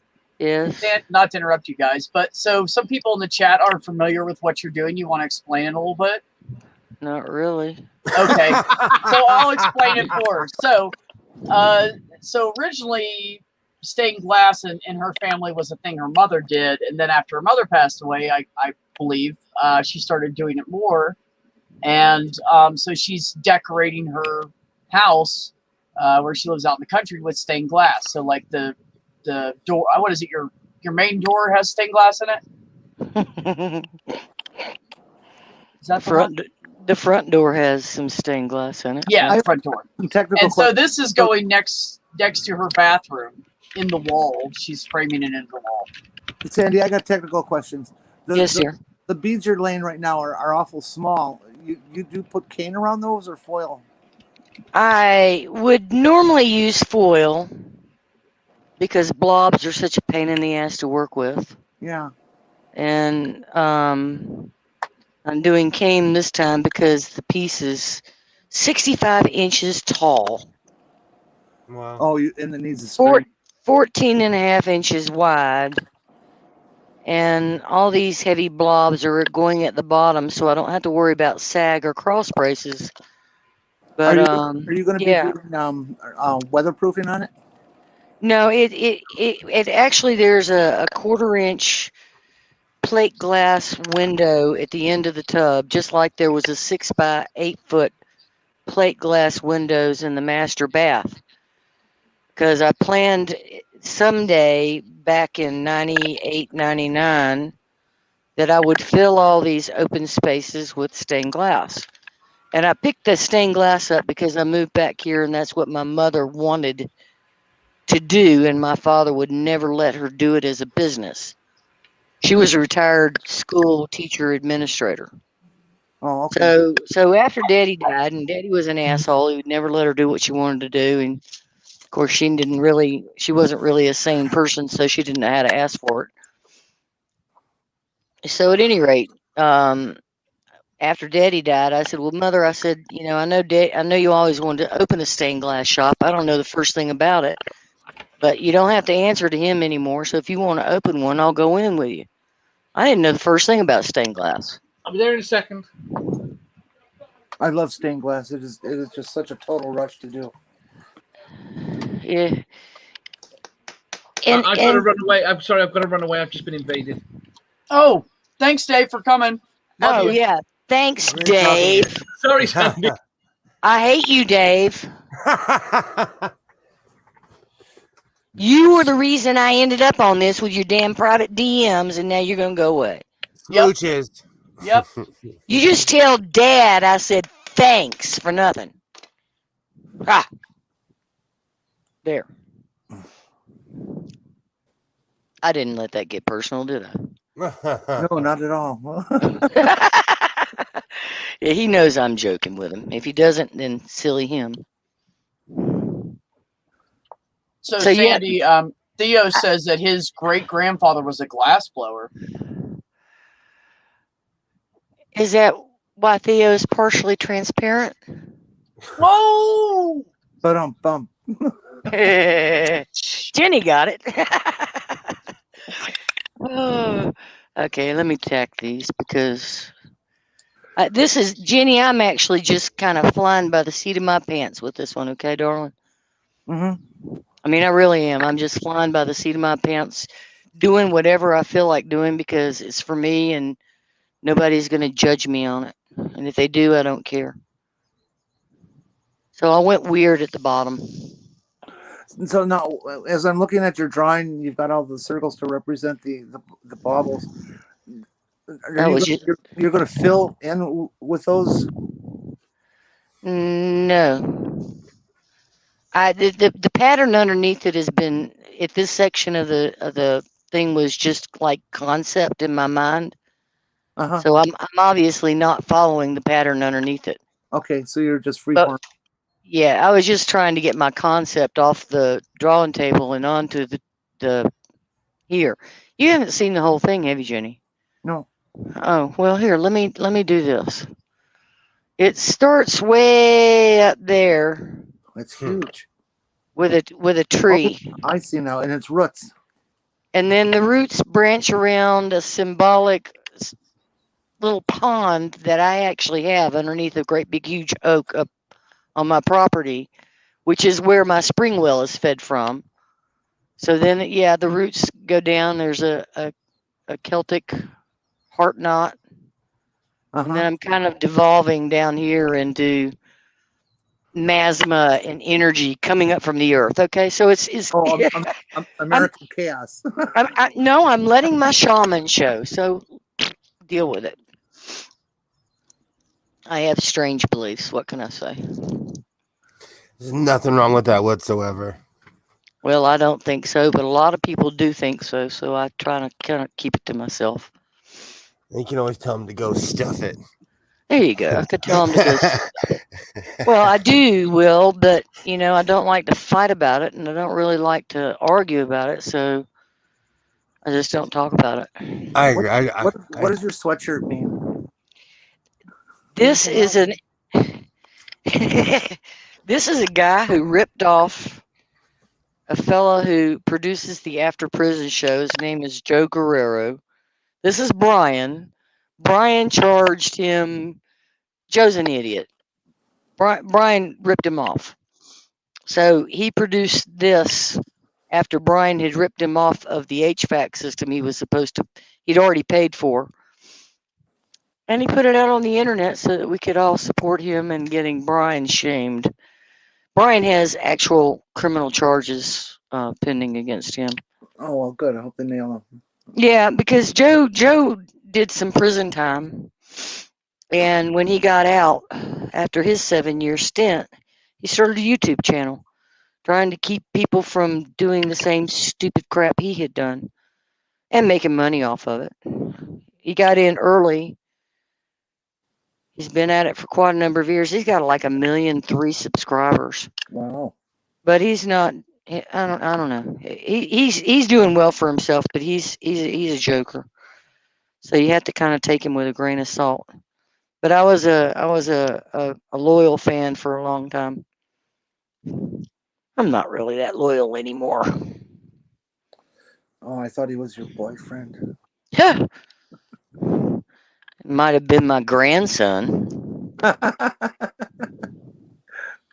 And I don't rob the cradle, so he's young enough to be my grandson several times over. I don't do children. B, I'm gonna have to take off. Yeah, everybody's gonna take off. B, you still there? Hey, if I leave, will you guys stay? No, I gotta go make lunch. Get me off full screen, please. I'll stay. Just get me off full screen. I think B disappeared. Oh, well, okay. Where? Fine. Maybe she's using the bucket. True. Very true. Everybody needs a bucket every once in a while, right? Especially when you've been streaming for 3 hours. Yeah, exactly. I can't believe the filler plates you're using and all the edge cuts you have to do to fit the little tiny circles. It's impressive. Yeah, I really did myself. I did myself a bad challenge on this one, Jenny. Yeah, it's a little bit more than I really wanted to do, but I'm doing it anyway. And once you get started, I just can't stop. Yeah, I know how that goes.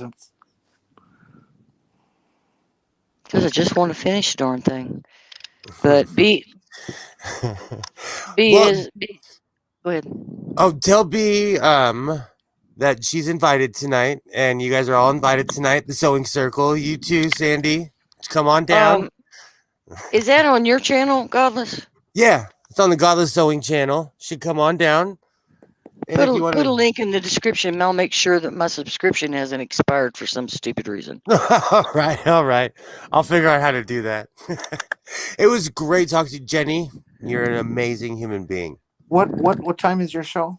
7 this evening, 10 o'clock East Coast time. Oh man, Blind Views is on at 7, but maybe I'll come see you instead.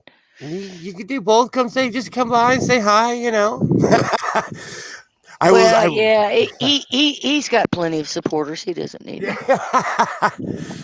What time zone are you in, Sandy? Have a great day, What time zone are guys. you in?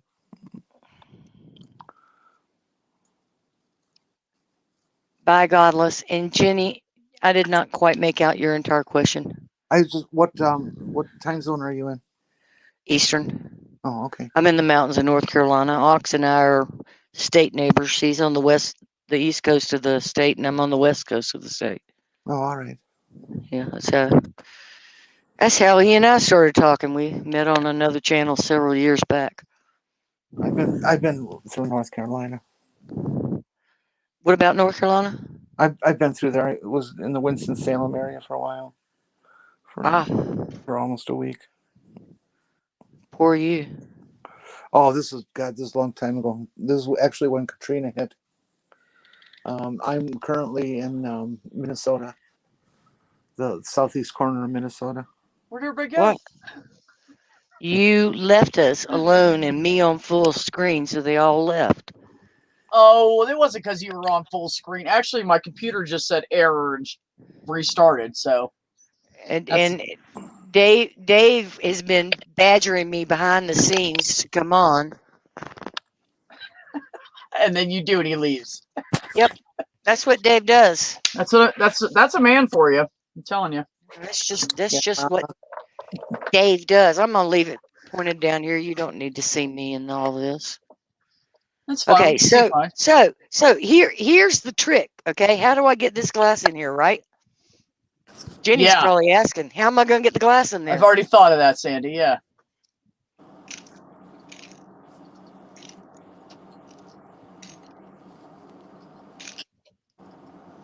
I'm building the plan. I'm building the blobs in sections so that I can get them the hell apart. Oh, nice. Oh, okay. Okay. I was trying to lost my position. That one goes here. And let the light through and draw on with a Sharpie and then go grinder and.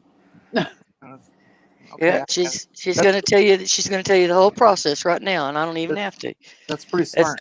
That's a good thing. Now I need to actually put it. Okay, and I see you're not wrapping each bauble completely. You're doing them in sections.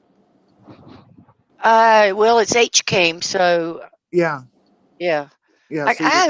I just couldn't figure a better way to do it without doing foil and solder. And do you have any idea how much soldering that is? Yeah, I do. It's just, yeah. Maybe I can save a little bit of. What am I looking for? I'm looking for a piece of paper. Again, I don't have the patience. Oh, I wish I could do stuff like that. It's not. Oh, so you put a sheet of paper under there and trace it.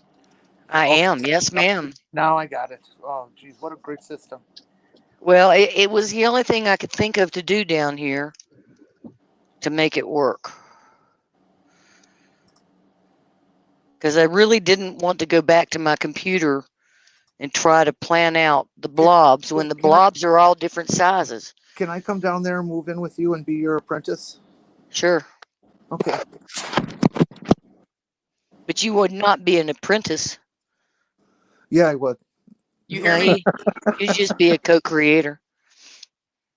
I have an entire glass studio in the basement. Oh, you do? Yes. Okay. They moved the shop to my house when my husband died and sold the building because that's what my family does. Mm-hmm. Lovely. Yeah. Gotta love it. My family always kind of wanted to do that, but I got these two brothers, neither of which I could work with. They're just too. Oh, trust me, Jenny. Me attempting to work with my mother was a disaster. It was an absolute disaster. Because I had, I lived out in California for 18 years, and coming back to try to be part of a very dysfunctional family dynamic led to all kinds of untold uglies. Right. He knows some of them. I really don't need to dwell on. Nah. That So shit's in now, the past, and there's nothing we can do about it. yeah, well, I mean, and with the glass, I cannot do it if I'm angry. Mhm. I can't go near it. If I go near glass when I'm angry or upset, bad shit happens. So Yeah, sometimes I'll just come on and talk to Sandy or get in the chat and BS that's what with I've her. done today. Yeah. Since B started streaming, I came down. That's what I've done since B started streaming. Thank you for the compliment. I'll take it.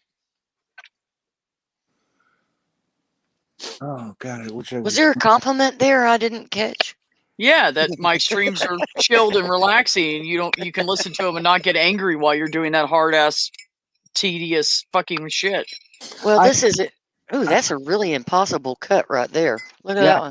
that one. Wow. That's all grinder. That's Guess all who can do that? No, actually, it doesn't have to be all grinder. Really? I have a Taurus ring saw, which I don't use for this kind of stuff. I only use those for really impossible cuts.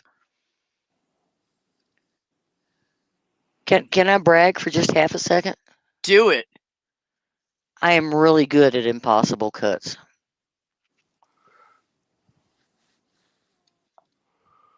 Huh. I'm really, really good at impossible cuts. I cannot say that. I cannot say that. Impossible Good at some cuts are my impossible specialty. things. My background is in automotive. Yes. I spent my adult life. You can help me finish fixing the '89 Chevy van. No, I've never worked on anything other than BMWs. I don't Oh, know. you could figure it out, Jenny. I don't want to hear that. You figured out stuff about motorcycles. No. Jenny. Jenny's actually being very wise because there's nothing worse than trying to work on an old '89 Chevy van. It's very difficult to work on. Really? I can do some of it, but my back doesn't. I'm not as flexible as need be. Strong enough. That's why I'm retired. My body gave up the ghost. I can't do it anymore. Right? Yeah. Sooner or later, you got to respect what you've done to it. In fact, if I was doing what you're doing right now, I would have to be on a chair. I can't even stand for more than about 10 minutes. Well, here's that deal. If I'm gonna really brag, she's got that shit all figured out. Can you see that table over there? I see a white table with a white bucket on it. Oh, I see the chair. That table over there. I'm gonna walk over here. Yeah, I see it. The one that I'm standing at right now does this too. Oh, that's nice. And it does that because so much of this stuff I cannot do sitting down because I have to be pushing down on it. Mm-hmm. And one of the reasons I had to quit doing glass work was because it was killing me. It was killing my back. It was killing my neck. It was killing everything about me. So, I guess it was just last year I told my buddy Ed that he needed to buy me some new tools in exchange for my work. And the two things he bought were these very expensive lift legs. This is a 4x8 table here. Mm-hmm. That was once a conference table. There used to be another 4x8 conference table over there. They were standard heights. The heights didn't move. I did all my work on that for what we had those things for 2 decades. Jesus. What? 2 decades. Yeah, 2 decades. And I was literally not getting down here and getting anything done ever, no matter. And my back is hurting right now really bad. But I couldn't get down here and do any work. I couldn't create. Yeah, I can't Right. work anyway. I'm a useless, disgusting, disabled human being. So Whatever. Doc said everyone else raises a glass, never again raises the table. hey, baby, I can get this thing down low too. It'll go low. You don't believe me? Yeah, I like showing off the table. Because you would not believe what I went through to put them together and get them assembled. I like your soldering station. That's nice. Isn't it? That's also 20 years old. Wow, You- look how you- low it's going. You can't tell how low it's going. Oh no, I can. We can see part of the floor down there. It goes lower. That's great. And it goes so high that it's basically at my eyesight level. Nice. Well, that's pretty good if awesome. you ever want to solder your eyes and stuff. I want to solder my glasses while I'm wearing them. But it really has been a life-changing experience to have this table and the lift legs, which I'm using in a totally inappropriate way. But this is a 500-pound, over 500 pounds. This lift leg here will handle because it's got 4 legs. So yeah, I'm really pleased with it. All right, get busy on the project again. Come on. Benmore came, baby. Benmore came. Yeah. Talk to me. These guys are so silly. I know. It's Jenny's fault. She brings that out of me. Oh. Okay, I get that now. So I've got the blob bank at the bottom. We'll call it a blob bank instead of earth masma. Do you work much with beveled glass? I'm sorry, hold on a second. Sorry. I'm too far away from the computer to hit mute. And I had to cough. Because I'm a nasty smoker too. Same. Yep. We get along well. I've been trying to tell you. I've been trying to tell you that, Jenny, for quite a few streams, but you often don't read chat. So no, I can't. I've lost my internet. I'm down to just a phone. Yeah, Jenny's on just a phone, so she can't. Well, that's why. Do the stream. I can't, or chat. I can't do both. That's why when Jenny's on my stream, I put the comments up and leave them up so she has time to read them and stuff. Yeah, I see her. I see her peering towards the phone. I also see she rarely reacts to anything I type. I think it might be nap time. That bacon cheeseburger was good. I hate you, B. I'm hungry now. Oh, I'm so full. That one's not big enough to go in there. All right, Jen, what color should I go with next? This one? Let's see what that one. That one? Hold on, let me full screen you so we can see better. The clear, it looks clearish to me.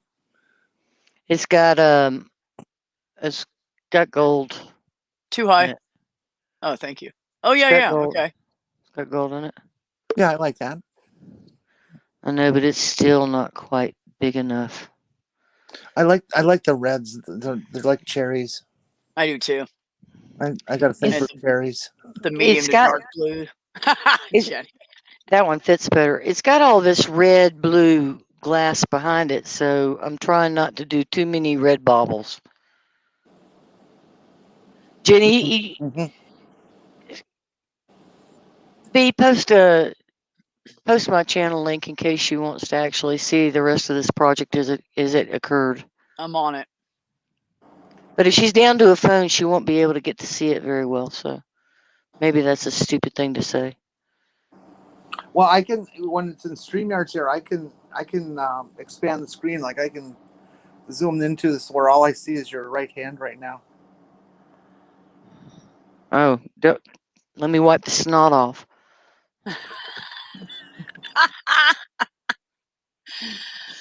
My nose runs darn near every time I come to the basement because it's so cold down here. Yeah, and you're looking down. That makes them drip worse. Maybe. I have that trouble at work. You think that's what it is? That's part of it. You're both lucky. At some point, for no reason why, in the last couple of years, I've developed this thing where I just sit there and my right nostril runs. Really? Yeah, it's almost on constant drip, and I can't even go out to like a fancy dinner or something because it's just so constant. Don't you hate that shit? Yeah, it really sucks. I used to love getting dressed up and going out. Me sniffling down here is one of the reasons I'm not doing very many live streams. Sandy, I like your new background on your channel. That's cool. Okay, everybody, that's Sandy's channel there. If you want to check it out, and you can watch the different videos and see the progress of it. And some of the beginning videos, she shows where she's going to put it in her house and everything too. So it's pretty cool. Just don't subscribe. No, don't subscribe. Just keep coming back. No, subscribe so you know when she's live, but you can see it. I'm pretty sure I follow you on Twitter. You're pretty sure what? I'm not sure if I'm junk shopping or if my computer's slowing down. Oh no, I was just saying I believe I'm following you on Twitter. I'm not on Twitter anymore, honey. I only did that because Google was down, and then Twitter is just too toxic for me.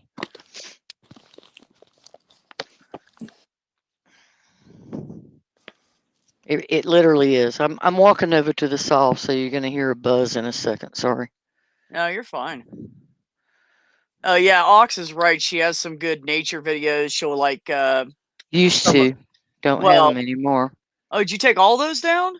I took everything down prior to March 1st. Oh shit! Never mind. So you can see the stained glass stuff on her videos. you can see one hawk, I think. So Doc Fearsome wants to know if you would be able to do a piece that looks techie like Star Trek. You dream, I create. Do you do give me any model, and I can pretty much come up with a design. And if I can't, then you probably didn't want it anyway. I photograph birds. I could send you some photographs for birds if you're looking for material. Nice, Jenny. I didn't know that. I love doing photography. I'm actually, this next phone I get, I'm going to upgrade and get one of those, one of the ones that has a 108 megapixel camera on it. I used to teach photography at UW Milwaukee. Really? Yeah. Awesome. I took a photography class back in 1980 when there was still only 35 millimeter. Mm-hmm. I have a I darkroom work so much. I still have that camera around here somewhere. Is there any reason why I can't attach this blob exactly where it is? Not that I can think of. I have a oh look, Dave came back. Oh, what did I miss? Oh, you know. Everything. We had a sex party while you were gone, Dave, and you missed every damn minute of it. Highly unfair. You missed level 100 artisan work. You missed me actually saying it was okay to put a link on my channel. I don't think you're lying. I saw the link when I came in. I thought she's going to have gone apeshit about that. Where do you get your flat nails to grind down into points? These? They're just nails, aren't they? These are horseshoe nails. Oh, okay. Oh, cool. Okay. Wow. And what are the little blue things? Are those like spacers or something you put them through? Or? spacers and holders that can act either as a spacer inside an H piece of cane. This is an H piece shaped. Yeah. Inside. The U-shaped go on the outside. Right. But these either fit over the edge of a glass. Got no glass to put it on. Like that. Okay. Or you can turn them around and put the other end, this end, Okay. into H channel. Oh, nice. Okay. And kind of hold stuff where it's supposed to be until you can tack it. And I didn't tack any of this piece until I got down here to the bottom. So the only things that are tacked, everything else is still loose. But I figured this was driving me crazy trying to get them to stay. So. Yeah, I was going to ask you if you had soldered any up there because I hadn't seen you do any just down where you're at now. Yeah, and I'm not. And this is the ugliest soldering tack job I've ever done, and I don't care because I'll clean it up later. Yep, that's the beauty of it. I'm just trying to get them to stay and not move until I can cut the glass. And that's the other thing. I'm trying to go towards the inside. So, because over here I had some issues where the solder dripped down and filled my channel and made it a total pain in the ass to get my glass in. Right. I had to take a couple of them apart. My iron's too hot. It's trying to melt the lead. I was just wondering, is that like 100 watt or much less? This soldering iron is a 63 watt. And I keep it on a temperature control over here at about 6.3, 6.4, 6.5. And now it's up near 6.5, so I got to turn it down. Oh, okay. Because it's wanting to melt the cane. Cane will melt. I don't know if you realize it, but oh yeah. Oh yeah. Oh, I'm sure it would. It has a lower melting temperature than solder, but it will still melt. See? Oh wow, yeah. That's why I said my iron's a tad too hot. Right. Wow. And I better clean that off. But strangely enough, it never catches the trash can on fire because it cools that quickly. I was gonna say it cools so fast, right? Yep. Yep. At least it hasn't started one yet, and because I said it, I probably just set myself up for a damn trash can fire. It's like a mini dumpster fire, just for you. Is that coffee? Yeah, it is. And have you ever just put a cigarette out, totally forgot you just put a cigarette out, go and dump your ashtray and set your trash can on fire? No. I've never done that. I'm so cautious. I'm obsessively careful with my smoking. Me too. You've never done that? No, never, ever. Nope. Not since I started smoking in 1975. Not even a smolder. Nope. I did it just the other day. Sandy. Okay. What's your house made of? Wood. Which part of it? The majority of all of it. It looked very wooden. Well, down where she is probably concrete. The majority of my house at this level is formed concrete, sheetrock, icing insulation, and wood. Yes, Dave, yes, I know my house will go up like a flaming torch if it ever catches fire. Don't bitch at me. I could not afford anything else. Cadence. I have that. Right. Cadence. I have a Nikon. I think it's a D4500. It came out years ago. I've had it for years. I love that camera, and I have some great lenses and filters for it. The thing is with the modern technology on these phones that they have, you can almost do the same damn thing. Except for lenses and things. The only problem you have issues with is the zooming part, and that's why these new phones are going to be amazing. And I recently bought a telescope, and it goes out like 6 miles or something like that. And so I can zoom in on something, and it's made to, the lenses are made so you can, and it has a clip, and you can put it on a tripod and attach a phone to it Wow. and take a picture through the telescope. How long did you, when you... So you can really get down and dirty with some wildlife. You can actually hold any cell phone up to a telescope or spotting scope and do that. Did you know that? Well, it's got to be, as far as I know, it's going to be a monocular, though. You can't do it with binoculars, right? Well, you can, but only one side. You can say only one.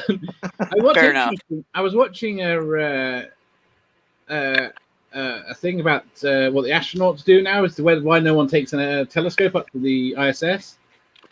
And they basically turned around and said, well, they just take telescopic lenses now for their cameras. Yeah. Oh, it works better. Yeah, I actually have a lens set, right over there, that one of my exes bought me, and it clips onto your phone, and it's a zoom lens. It's about that long, and it's got a zoom on it, and you can focus in with it between that and the phone, and you can get in really fucking close with that. And it comes out really nice and clear. Yeah, see, I'm old school. Cameras are cameras and phones are phones. They're okay. Yeah. They're okay for snapshots. Well, see, that's the thing, though, is most of the time I'm going somewhere and doing something where I just can't have a camera on me, you know? And so it's so easy to have that phone in your pocket. Yeah. You can pull it out. Yeah. I mean, of course, phones are never going to be the same as a DSLR because they're going to constantly advance those. And they're so much farther and have so much more capability and more room for the tech that they need than a phone will. But for a good backup.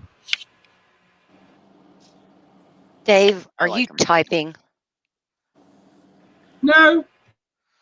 What are you He started- typing? He started Dave? typing and then he muted himself because he realized he was being loud. I tried to remember to mute before I type at the moment. I'm going to have to get myself... I've decided I'm getting myself another microphone for the laptop. Your laptop clacks that loud? No, the microphone is in the center of the keyboard. Oh, Literally. dear God, what a shit design. This is the Like, thing, God right? forbid you have headphones with a damn mic on it. I boom mic on literally... I had to and I couldn't get it to work reliably. No, and the people said this mic was better. Oh, really? Yeah. I can't hear my keyboard. That's how twisted it is. My keyboard is virtually silent. I believe it, but believe it or not, your microphone is picking up the clicks inside. Yeah. And I have extremely good hearing, and I hear it. Yeah, everyone does. That's because sound travels better through solids than it does the air. Why is that? It's Why do true. dumb people not Vibration. listen then? It's all about the vibration. I Where find was it I really gonna put weird. that? I've got okay. And- Here's something and- that apparently and there's people don't know about me. And there's nothing more glorious than a good vibrator. So, I am totally deaf in one ear. Huh?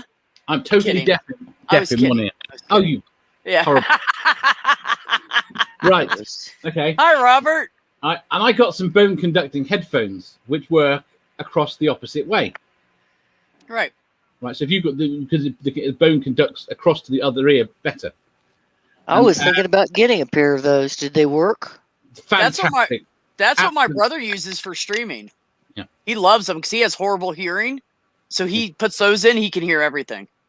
Well, I was afraid that they would be too much for me because my hearing is actually very, very good. Oh, mine's horrible. Not really. It works differently. It's hard to explain because they work differently because they're obviously they're on the bone rather than going through the ear.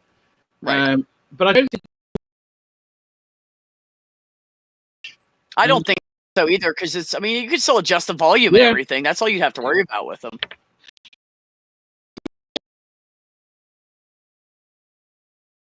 they are crap Really? for certain types of music. Yeah, because it can't do certain. In the same way, your hearing's kind of got a range. They're very good at certain bits of it, and not so good at others. But I'm saying that most headphones are as well. In terms of what you're used to from headphones, they might be slightly off music-wise. Right, right. Well, I had actually, after talking to my brother several times, I'd actually considered getting a set of them, but then I would have to get a separate freestanding mic. So Well, you can get you might have not seen one. No, mine have got a mic in them. Yeah, but his sound was horrible on his. Fair enough. It's one of the reasons did you try his headphones? That's one of the reasons. Yeah, I have put them on. They're Did really they make cool. you? Did they make you late? Make me late? Yes. Late for what? Anything. This is a trick I question. get the joke. He's saying because he's thinking it might be the headphones that makes my brother late for streams. No, he gets distracted. He's horrible. He's horrible about times. Yes. He forgets times and numbers and shit, which is why it's so weird that he can like talk about the Bible and recite numbers sometimes. Any of them that he remembers is amazing because he is horrible with numbers. Like we'll be working together and I need to add these two numbers. And if I say one word, he's like, oh, wait a minute, I got to redo it. Like he just doesn't remember shit like that. No, the headphones did not make me late, Dave. I am incessantly, or whatever that word is, early. I'm constantly early. What ratio of solder do you use? And is it acid core or rosin core? 60-40, okay. 60-40. Canfield. I haven't bought any in 20 years. I'm still working off mother stock. Oh shit. Wow. I have a huge stock of stuff. We had a full stained glass shop with full supplies for sale, full of glass for sale. That's why I have a complete stained glass shop in my basement. Because my family called and asked me after John died, well, what do you want us to do with all the stuff in the shop? I said, I want you to move it in my house. What do you think I want you to do with it? Right. Dumbasses.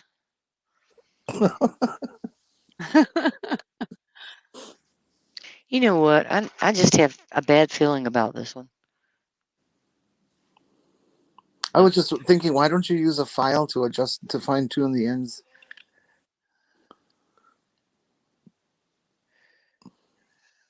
Because I'm not that worried about it. Oh, okay. Well, plus you can cover it up with the solder anyway. You wouldn't see it. It's gonna get covered up by the solder, basically. Yeah, it's true. You wouldn't see the edge cut. Oh, I know. I was just thinking that you could shape it easier with a file than you could a nippers, but then again, a file is going to plug up instantly with the Well, I have that miter saw over there that if I really wanted to be precise, I just go do my angles on the miter saw. Oh, okay. It's a little electric miter saw for cutting. Guess what? Came. When did you decide to switch to doing more than one together? I quite like that.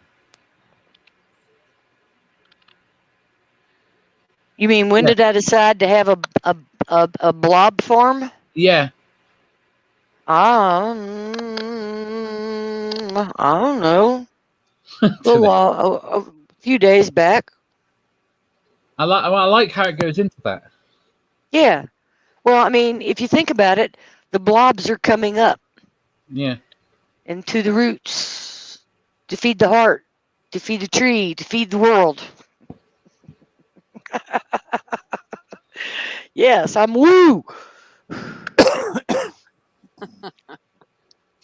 Go ahead, make fun of my woo. I don't care. Yeah, I'm about ready to go take a nap. Who's up Well, for an don't afternoon 3.5 nap? hours. Not me. Huh? You've been going for 3.5 hours. I know. Oh, that's not why I'm ready to take a nap. It's because of the food, and it's like this perfect, cool, sunny afternoon, and there's a light breeze coming through my door, and it's just like the perfect time to take a nap. Go take a nap then. Got 2 cats in my bed. I'm going to. Let me explain how you do that. There's a little button there. It says end broadcast. Right. Well, I was going to do that earlier, and I said, because somebody else is streaming, Jenny said, who's streaming that's so important? And I looked, and I said, never mind. Go ahead. Because I'm a sucker, and, if Jenny wants to stay on, or, somebody like you, or Dave, or somebody I give a shit about, then I'm really enjoying this, so... You guys do what you got to do, but I'm really enjoying this. Well, you guys can sit in the backstage and keep talking after I end it. I was going to say, for as long as you want. Private shows. Dave, would you please Please stop making me sound like that. Private gaming show. Gaming shows. Gaming show. I Sandy knew doesn't- he was going to go there too. Sandy doesn't know it, but now that I understand that she's a high-end artist, she's never going to get rid of me. High-end artist. Sandy's really cool to hang out with, and she does I random. got a high butt, but I'm not a high-end artist. She does random live streams during the day, all during the week. So That 1 week, I think I was like binging or something. oh, okay. Well, whenever the hell she wants, then. So you got a nice butt? Is that the deal? No, not really. I'm not, Jenny. I don't think there's much of anything that's nice about me. Oh yeah, blah blah. Well, we all. All right. That's for sure. I'm gonna end the broadcast. You guys in the chat have a lovely fucking day. Thank you for coming by. I love you all. Yeah. Oh, so Leah said, if you want, never go live when B ends the stream so we can keep watching. Yeah. Who said that? Leah Sampson. Lee. Oh, Leah came over. Yeah. I'm surprised. Okay. Hey, Leah. Okay. Well, I'll end this. You guys can talk as long as you want, and then if she starts it up, you guys will just have to watch for it. If you subscribe to her, like I told you, you'll know. Ha ha ha. Are you telling me I need to go live? Then is what you're telling me. That's what I'm actually considering the fact that I have not eaten yet either. What time is it? It's 9:30. 5 o'clock your time. Hello. No. Or 4:30. 4:30. Sorry. I thought that's at 2:59. Oops. Somebody get me some food and bring it down here. I'll go live. Okay, there you go, guys. But unless somebody's going to take the dog for a walk and bring me We'll send some food. I can cook, mistress. Bye, everybody. Jenny. Bye, B. Are you going to leave it up? Yeah, well, you guys can stay in the background chat as long as you want. Okay. You can stay on there the rest of the day if you want to. As So, long as we're again, not live. right. We're still Again, live, everybody in the chat, thank you for coming. Everybody on the panel that always comes because you guys are amazing and such good friends. I really appreciate you. I love you all. Well, B, thank you. It's always nice to come. Good. Yes, it is I nice was to come. biting my tongue so hard. Oh, Dave. Anyways, everybody take care of one another. Don't be a dickhead douche. And